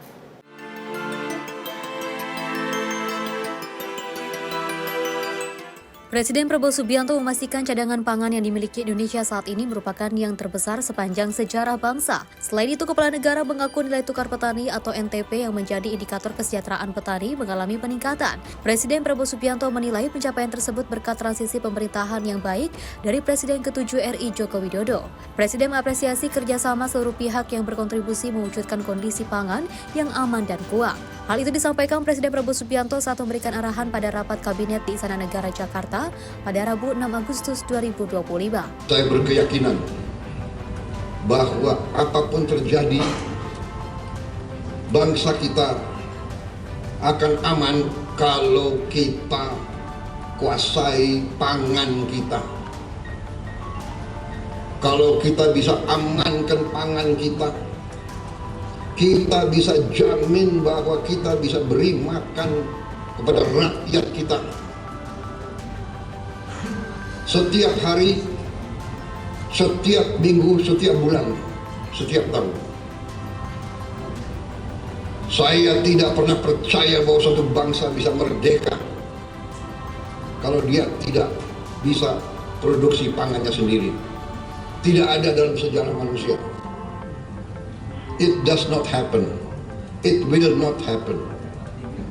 Tidak ada negara yang merdeka berdaulat tanpa dia bisa produksi makannya sendiri. Karena itu, produksi pangan bagi saya adalah strategis. Selalu bangsa kita diganggu, bahkan dirusak melalui pangan. Kalau ada bangsa lain yang ingin merusak kita, dia akan merusak pangan kita.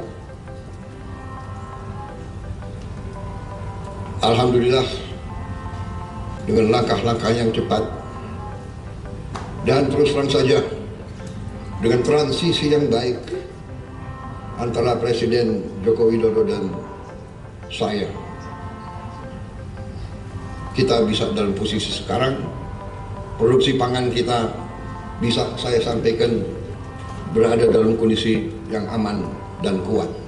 Presiden Prabowo Subianto menekankan strategi pemerintahannya berada di jalur yang benar, terutama di bidang pangan. Kepala Negara berharap kondisi ini terus dipertahankan. Dari Jakarta, Dio Malau, Sinpo TV melaporkan.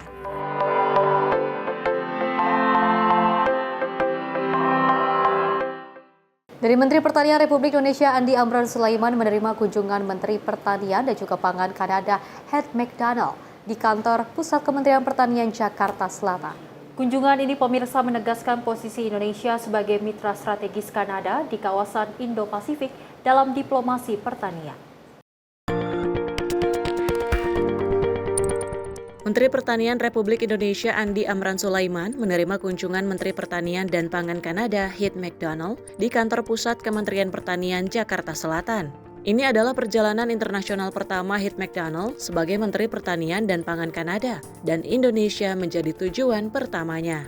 Kunjungan ini menegaskan posisi Indonesia sebagai mitra strategis yang disegani dalam diplomasi pertanian Kanada di kawasan Indo-Pasifik. Dalam pertemuan tersebut, kedua menteri mendiskusikan berbagai peluang kerjasama di tengah tantangan global seperti ketidakpastian iklim, tekanan geopolitik, dan ancaman krisis pangan. Mentan Amran menegaskan pentingnya kemitraan saling menguntungkan untuk memperkuat ketahanan pangan nasional dan global. Salah satu isu utama yang dibahas adalah peningkatan ekspor kelapa sawit Indonesia ke Kanada, di mana saat ini Indonesia menempati posisi kedua. Jadi tadi sudah diskusi bagaimana kita memperkuat kerjasama menghadapi situasi global saat ini, ketidakpastian yang tinggi, khususnya di sektor peternakan, susu, kemudian palm oil. Jadi tadi kami negosiasi, kita nomor 2 ekspor palm oil ke Kanada. Insya Allah ke depan mereka upayakan nomor 1 nanti Indonesia ke depan.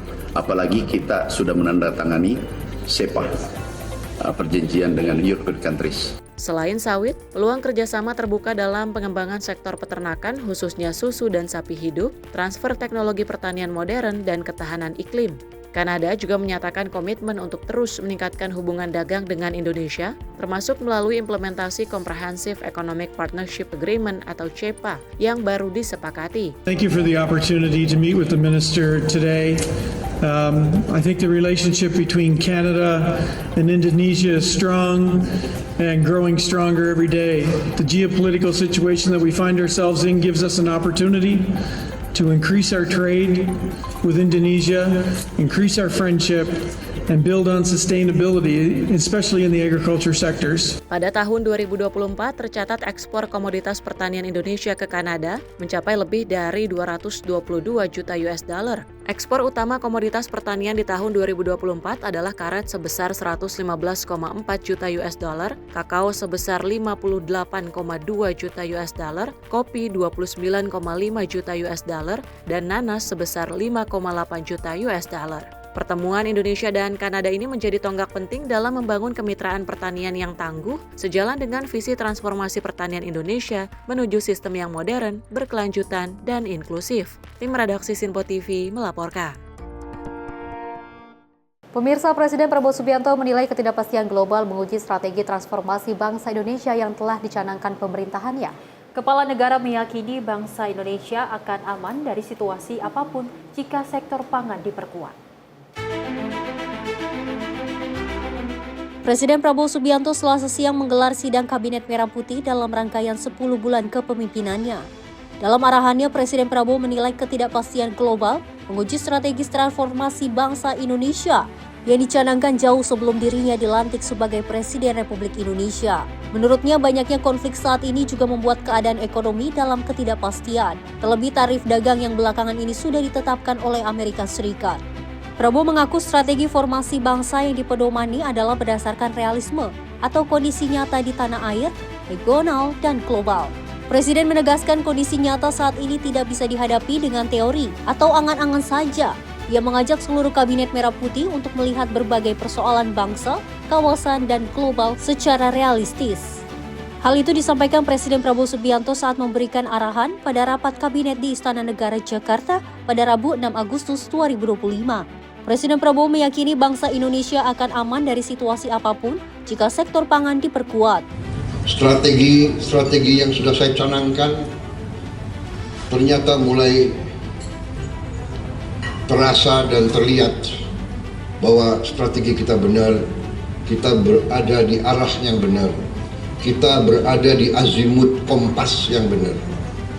Saudara-saudara, waktu kita mulai pemerintahan kita 20 Oktober, situasi geopolitik dan geoekonomi tidak serumit sekarang. Sekarang tidak hanya kita menghadapi dampak dari perang di mana-mana, konflik di mana-mana, konflik di Ukraina, konflik di Timur Tengah, Gaza, tepi barat, Lebanon, Suriah, yang begitu dahsyat, yang memakan korban begitu banyak. Kepala negara menjamin dengan swasembada pangan, bangsa Indonesia bisa aman dari ketidakpastian global. Dari Jakarta, Dio Malau, Simpo TV melaporkan. Ya pemirsa dan juga Sally, kita boleh tentunya tidak pernah bosan untuk membicarakan hal-hal positif yang telah dilakukan oleh Presiden Prabowo Subianto terkait dengan untuk menumbuhkan perekonomian hingga 80% atau 8% seperti itu ya. Saya dan juga pemirsa, banyak sekali langkah-langkah yang telah dilakukan, bahkan yang kita rasakan saat ini yang begitu menyentuh seperti itu ya. Dengan kalau kita lihat pada sebelumnya tarif impor dari Amerika Serikat yang 32% bisa diluluhkan menjadi 19%, mungkin nantinya bisa dinegosiasi hingga 0%, dan juga banyak sekali kontribusi dan juga kolaborasi dari lintas sektor kementerian seperti beberapa dari Kabinet Merah Putih yang terus mendukung program dari Presiden Prabowo Subianto terkait dengan adanya swasembada pangan, dan kita lihat memang banyak sekali manfaat yang bisa kita rasakan. Dan kemarin juga sempat ada penanaman padi serentak seperti itu ya. Ini juga langkah yang sangat kita apresiasi setinggi-tingginya, di mana seluruh Kabinet Merah Putih, kepala daerah ini juga turut hadir dan juga turut berkontribusi, bahkan sangat kompak sekali di situ. Betul, memang swasembada pangan menjadi salah satu faktor utama untuk meningkatkan ekonomi masyarakat. Betul. Terlebih memang kita ketahui kenapa adanya swasembada pangan, karena Presiden Prabowo Subianto ingin sekali Indonesia tidak bergantung pada negara luar, karena memang kita ketahui sumber daya alam yang dimiliki Indonesia sangat besar, dan pastinya ini bisa diolah dengan baik dengan masyarakat ataupun SDM yang unggul yang memang nantinya bisa berkontribusi dalam meningkatkan ekonomi Indonesia. Kita berharap memang nantinya swasembada pangan di pemerintahan Prabowo Subianto dapat segera terwujud, dapat menjadikan sebuah hasil yang memuaskan bagi masyarakat dan pastinya menjadikan Indonesia lebih maju lagi. Tidak hanya dari lintas sektor kementerian dan juga kepala daerah ataupun pejabat-pejabat tinggi lainnya juga turut mendukung dan juga berkontribusi untuk program Presiden Prabowo Subianto, tapi kita sebagai rakyat Indonesia harus juga turut mendukung dengan cara seperti apa, dengan tidak merusak dan juga menyebarkan berita-berita hoax yang terjadi saat ini. Dan pemirsa, informasi lainnya akan terus kami hadirkan usai jeda berikut ini.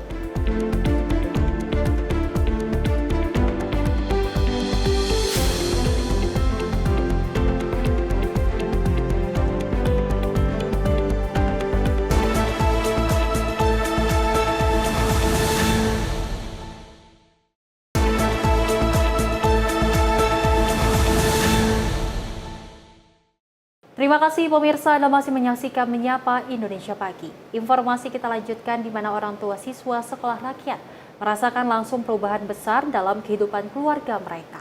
Tentunya berkat program sekolah rakyat, beban biaya pendidikan terangkat dan anak-anak mereka juga akan tumbuh mandiri dengan pola hidup yang lebih teratur dan juga sehat. Sekolah rakyat membawa perubahan besar bagi banyak keluarga, termasuk Juwita. Ia tak lagi cemas memikirkan biaya seragam, buku, hingga uang makan untuk anaknya Fahri. Sejak program ini resmi dimulai pada tahun ajaran 2025-2026, beban ekonomi yang dulu menyesakan perlahan mulai terangkat dari pundaknya. Sudah hampir sebulan Fahri tinggal di asrama sekolah rakyat menengah pertama 6 Jakarta. Juwita melihat perubahan positif pada anaknya, dari sikap yang lebih mandiri hingga kebiasaan hidup yang lebih sehat. Saya sangat bersyukur karena anak saya lebih rajin lagi. Terus juga sama orang tua juga sekarang bicaranya juga lebih santun, ada terharunya. Karena anak saya jadi bisa lebih mandiri lagi ya Bu ya. Karena kalau di rumah kan kita harus yang nyuciin bajunya, di sini dia mencuci bajunya. Kalau di sini kan vitaminnya dijamin, makannya dijamin. Saya sangat berterima kasih sama Bapak Presiden. Anak saya lebih ceria, Terus juga dia lebih semangat juga. Hal serupa juga dirasakan Dian, orang tua dari Aditya. Ia menyebut sekolah rakyat sebagai jawaban atas doanya agar anaknya bisa belajar disiplin sambil membantu mengurangi tekanan ekonomi keluarga. Senang juga gitu ya. Mungkin ini jalan satu-satunya biar anak saya juga biar bisa mandiri, biar bisa pikirannya lebih dewasa lah gitu ya dari sebelum-sebelumnya. Ya alhamdulillah sih ya, kalau untuk postur badan dia sekarang agak gemuk, terus agak bersih lah intinya, nggak kayak dulu mah disuruh makan juga susah dia tuh, sedangkan peribahasanya suruh makan sehari 2 kali pun dia susah gitu. Tapi di sini mah alhamdulillah dia teratur soal makan, soal aktivitas, soal sholat, waktunya mengaji gitu. Saya pokoknya intinya senang karena sekolah rakyat ini benar-benar membantu saya. Bagi Juwita dan Dian, sekolah rakyat bukan sekedar tempat menimba ilmu. Program ini telah menjadi ruang harapan baru, tempat anak-anak tumbuh dengan nilai hidup yang lebih baik, beban keluarga berkurang, dan masa depan terasa lebih jelas. Saya sangat berterima kasih sama Bapak Presiden Prabowo Subianto untuk anak saya, terutama yang pendidikannya sekarang sudah terjamin, dari makannya juga seragam, buku tulis.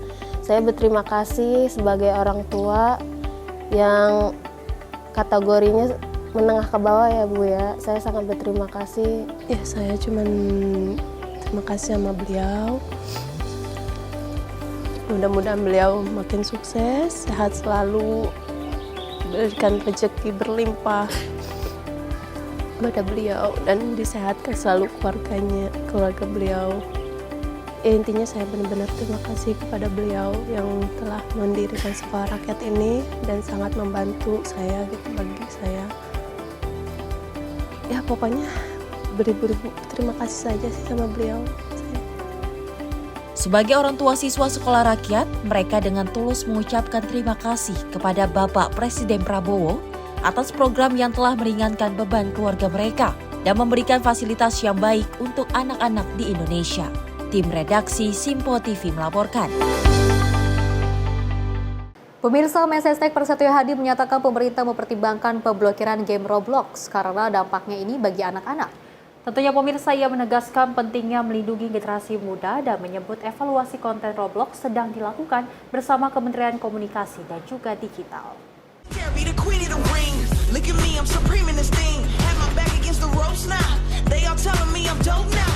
Dalam keterangan pers di Istana Kepresidenan Jakarta pada Selasa 5 Agustus 2025, Menteri Sekretaris Negara Prasetyo Hadi menanggapi maraknya game Roblox yang digandrungi anak-anak.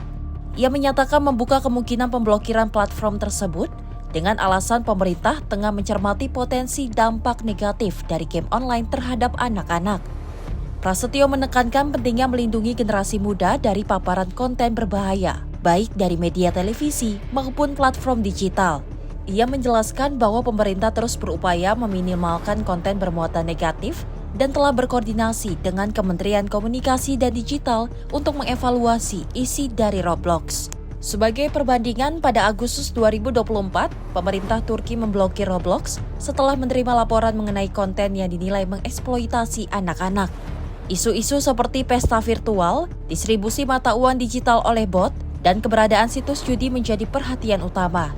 Meski alasan spesifik pemblokiran tidak diungkapkan, langkah tersebut berdampak besar terhadap jutaan pengguna di negara itu. Kalau memang kita merasa sudah melewati batas, ya, apa yang ditampilkan di situ mempengaruhi perilaku dari adik-adik kita, ya tidak menutup kemungkinan kita mau melindungi generasi kita, nggak ragu-ragu juga kita.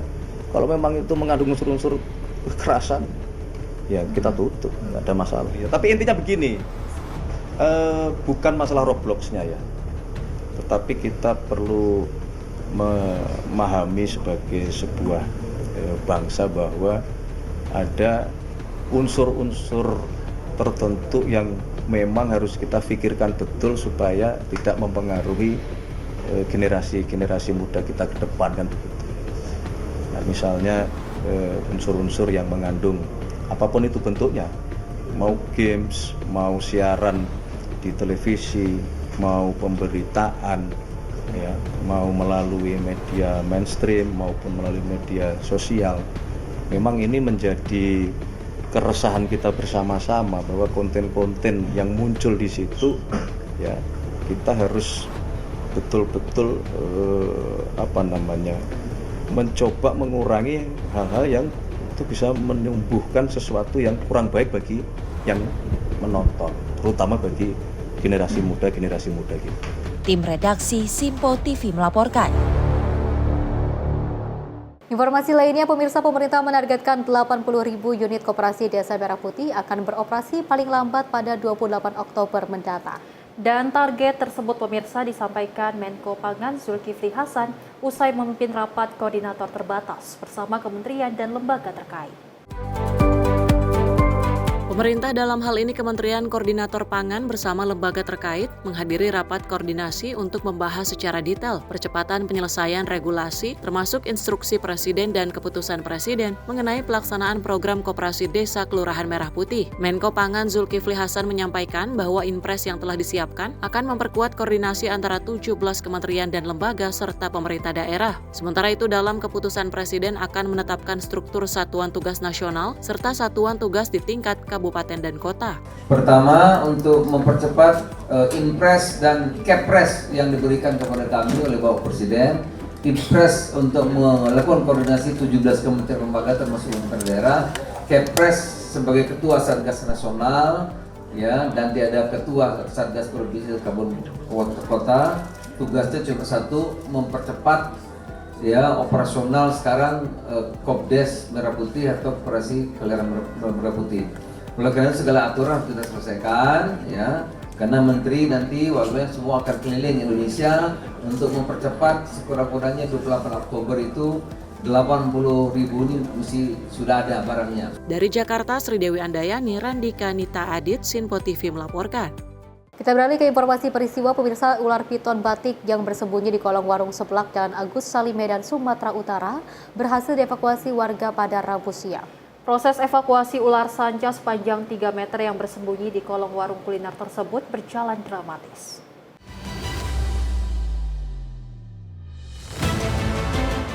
Proses evakuasi ular sanca sepanjang 3 meter yang bersembunyi di kolong warung kuliner tersebut berjalan dramatis. Hewan melata tersebut sempat melawan saat akan dikeluarkan paksa oleh pemilik warung kopi dari dalam kolong. Dengan menggunakan peralatan seadanya, akhirnya warga secara gotong royong berhasil mengeluarkan ular sanca jenis batik tersebut. Menurut pemilik warung kopi, Iskandar mengatakan ular piton tersebut terlihat keluar dari dalam parit yang ada di belakang warung.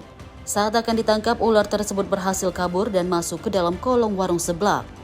Saya pikir udah nggak ada lagi, makanya saya nengok tadi pas pagi tadi, saya colok-colok, rupanya kok kenyal. Tapi saya pastikan masih ada dia di dalam. Ada berapa ekor bang dalam itu? Sampai saat ini masih 1 ekor. Udah bisa dikeluarin ya bang? Udah baru aja kami keluar ini. Ular piton tersebut kini telah diserahkan warga ke komunitas pecinta hewan untuk dilepas liarkan ke habitatnya. Dari Medan, Sumatera Utara, kontributor Simpo TV melaporkan.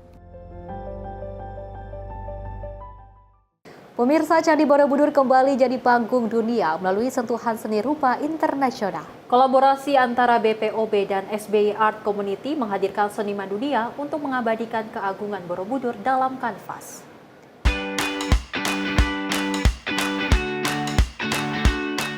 Borobudur kembali menunjukkan daya tariknya di mata dunia.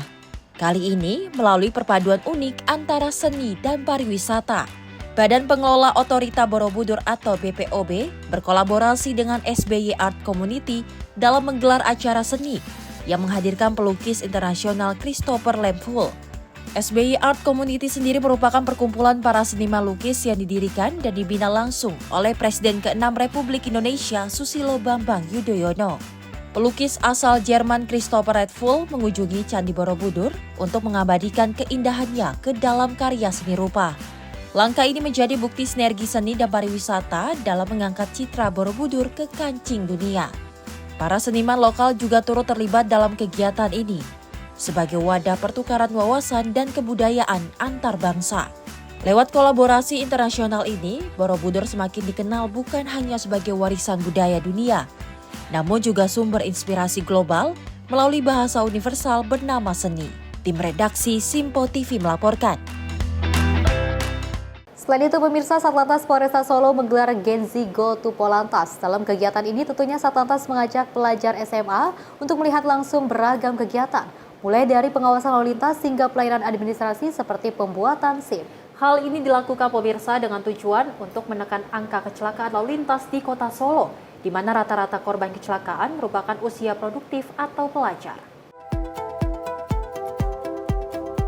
Puluhan pelajar SMA di kota Solo, Jawa Tengah mendatangi Satlantas Polresta Solo. Dengan mengenakan seragam sekolah, mereka diajak personel Satlantas untuk mempraktekkan cara berlalu lintas yang baik, serta mengamati langsung beragam kegiatan di Traffic Management Center atau TMC dan Satuan Penyelenggara Administrasi atau Satpas. Tak hanya itu, para pelajar juga diberi kesempatan menguji coba kemampuan berkendara di area uji praktek SIM. Dalam Gen Z Go to Polantas, para pelajar diberi gambaran pengawasan lalu lintas di Solo, termasuk penggunaan CCTV dan Sistem Electronic Traffic Law Enforcement atau ETLE, atau sistem tilang elektronik berbasis kecerdasan buatan yang selama ini telah diterapkan. Pada kesempatan yang sama, salah satu pelajar, Bre Raisa Alvaro, menyampaikan rasa senangnya bisa melihat langsung proses sistem tilang elektronik yang berlaku di Solo. Ini pertama kalinya ia melihat kecanggihan ETLE terkait dengan penerbitan SIM. Ia mengaku awalnya belum mengetahui prosedur yang berlaku, termasuk belum pula memiliki gambaran bagaimana uji praktik yang dilakukan. Untuk saya pribadi itu sangat bermanfaat karena yang pertama itu bisa menjaga kedisiplinan kita semua, terus yang kedua menjaga keamanan masyarakat juga bila ada terjadi tindak pidana di jalan raya, dan bisa untuk melacak jika ada kecelakaan atau apapun itu yang ada di jalan. Sebelumnya belum pernah, ini pertama kali. Ini menakjubkan sih, yang pertama itu luar biasa, ternyata yang ada di dalam kantor polisi itu keren, di dalam canggih gitu. Kanit Kamsel Ibtu Surawan Nurjaya menyampaikan dalam kegiatan ini, para pelajar di Solo diajak mempelajari segala hal berkaitan dengan lalu lintas. Program kami dari Satlantas Polresta Surakarta terkait dengan Gen Z Go to Polantas. Jadi anak-anak SMA itu pembelajaran di Satlantas Polresta Surakarta terkait dengan salah satunya penerbitan SIM yang saat ini mungkin menjadi momok anak-anak sekolah terkait ujian-ujian. Nah, ini kita aplikasikan saat ini untuk melaksanakan praktek ujian SIM. Sekaligus pengenalan terkait dengan ETLE di TMC. Polisi lalu lintas di kota Solo juga menyoroti seringnya kecelakaan dan pelanggaran lalu lintas pada usia produktif atau pelajar. Karena itu, Satlantas Polresta Solo mengajak para pelajar untuk lebih memahami aturan berlalu lintas dan pada gilirannya akan menekan angka kecelakaan. Dari Solo, Jawa Tengah, Raditya Hermansyah, kontributor Simpo TV melaporkan. Yang kita tahu biasanya polisi ini adalah musuh-musuh para pelajar yang mengikuti sebuah tawuran. Tapi kali ini ada juga momen-momen yang juga sangat menarik yang biasanya mereka saling bermusuhan karena takut ditangkap seperti itu ya. Tapi ini bisa bersatu melalui dengan adanya Gen Z to Polantas seperti itu. Dengan mudah-mudahan dengan adanya program seperti ini nantinya juga bisa menumbuhkan cinta tanah air bagi para pelajar SMA khususnya ya. Bagi yang para nakal-nakal, masih sering tawuran, masih sering menggunakan kendaraan tanpa SIM seperti itu ya, surat izin mengemudi. Mudah-mudahan dengan ini para pelajar bisa lebih sadar lagi, bisa lebih aware lagi dan juga bisa lebih dekat dengan para polisi. Memang kalau kita ketahui pemerintah Kota Solo mengatakan rata-rata korban kecelakaan adalah pelajar. Ini diharapkan dengan adanya program ataupun kegiatan seperti ini bisa menumbuhkan ataupun mensadarkan para pelajar ya, agar tidak menggunakan motor jika tidak memiliki SIM. Karena memang kita ketahui kalau bisa dapat SIM adalah usia 17 tahun. Kalau belum ada ataupun belum berusia 17 tahun jangan sampai menggunakan motor karena memang tidak hanya membahayakan diri sendiri melainkan juga membahayakan bagi penumpang lainnya yang di jalan. Betul, apalagi sampai ugal-ugalan ya, karena kan biasanya udah keren nih, udah 17 tahun, udah bisa bawa motor, ugal-ugalan nggak boleh kayak gitu ya. Mudah-mudahan ada kesadaran yang lebih dan juga pembelajaran yang bisa didapatkan oleh para pelajar SMA. Mudah-mudahan program seperti ini tidak hanya di Solo ya saya lihat, tapi juga bisa diterapkan di seluruh Indonesia. Dan pemirsa, informasi tadi sekaligus mengakhiri jumpa kita. Saya Fesi Ramadi dan saya Selis Regar. Terima kasih dan sampai jumpa.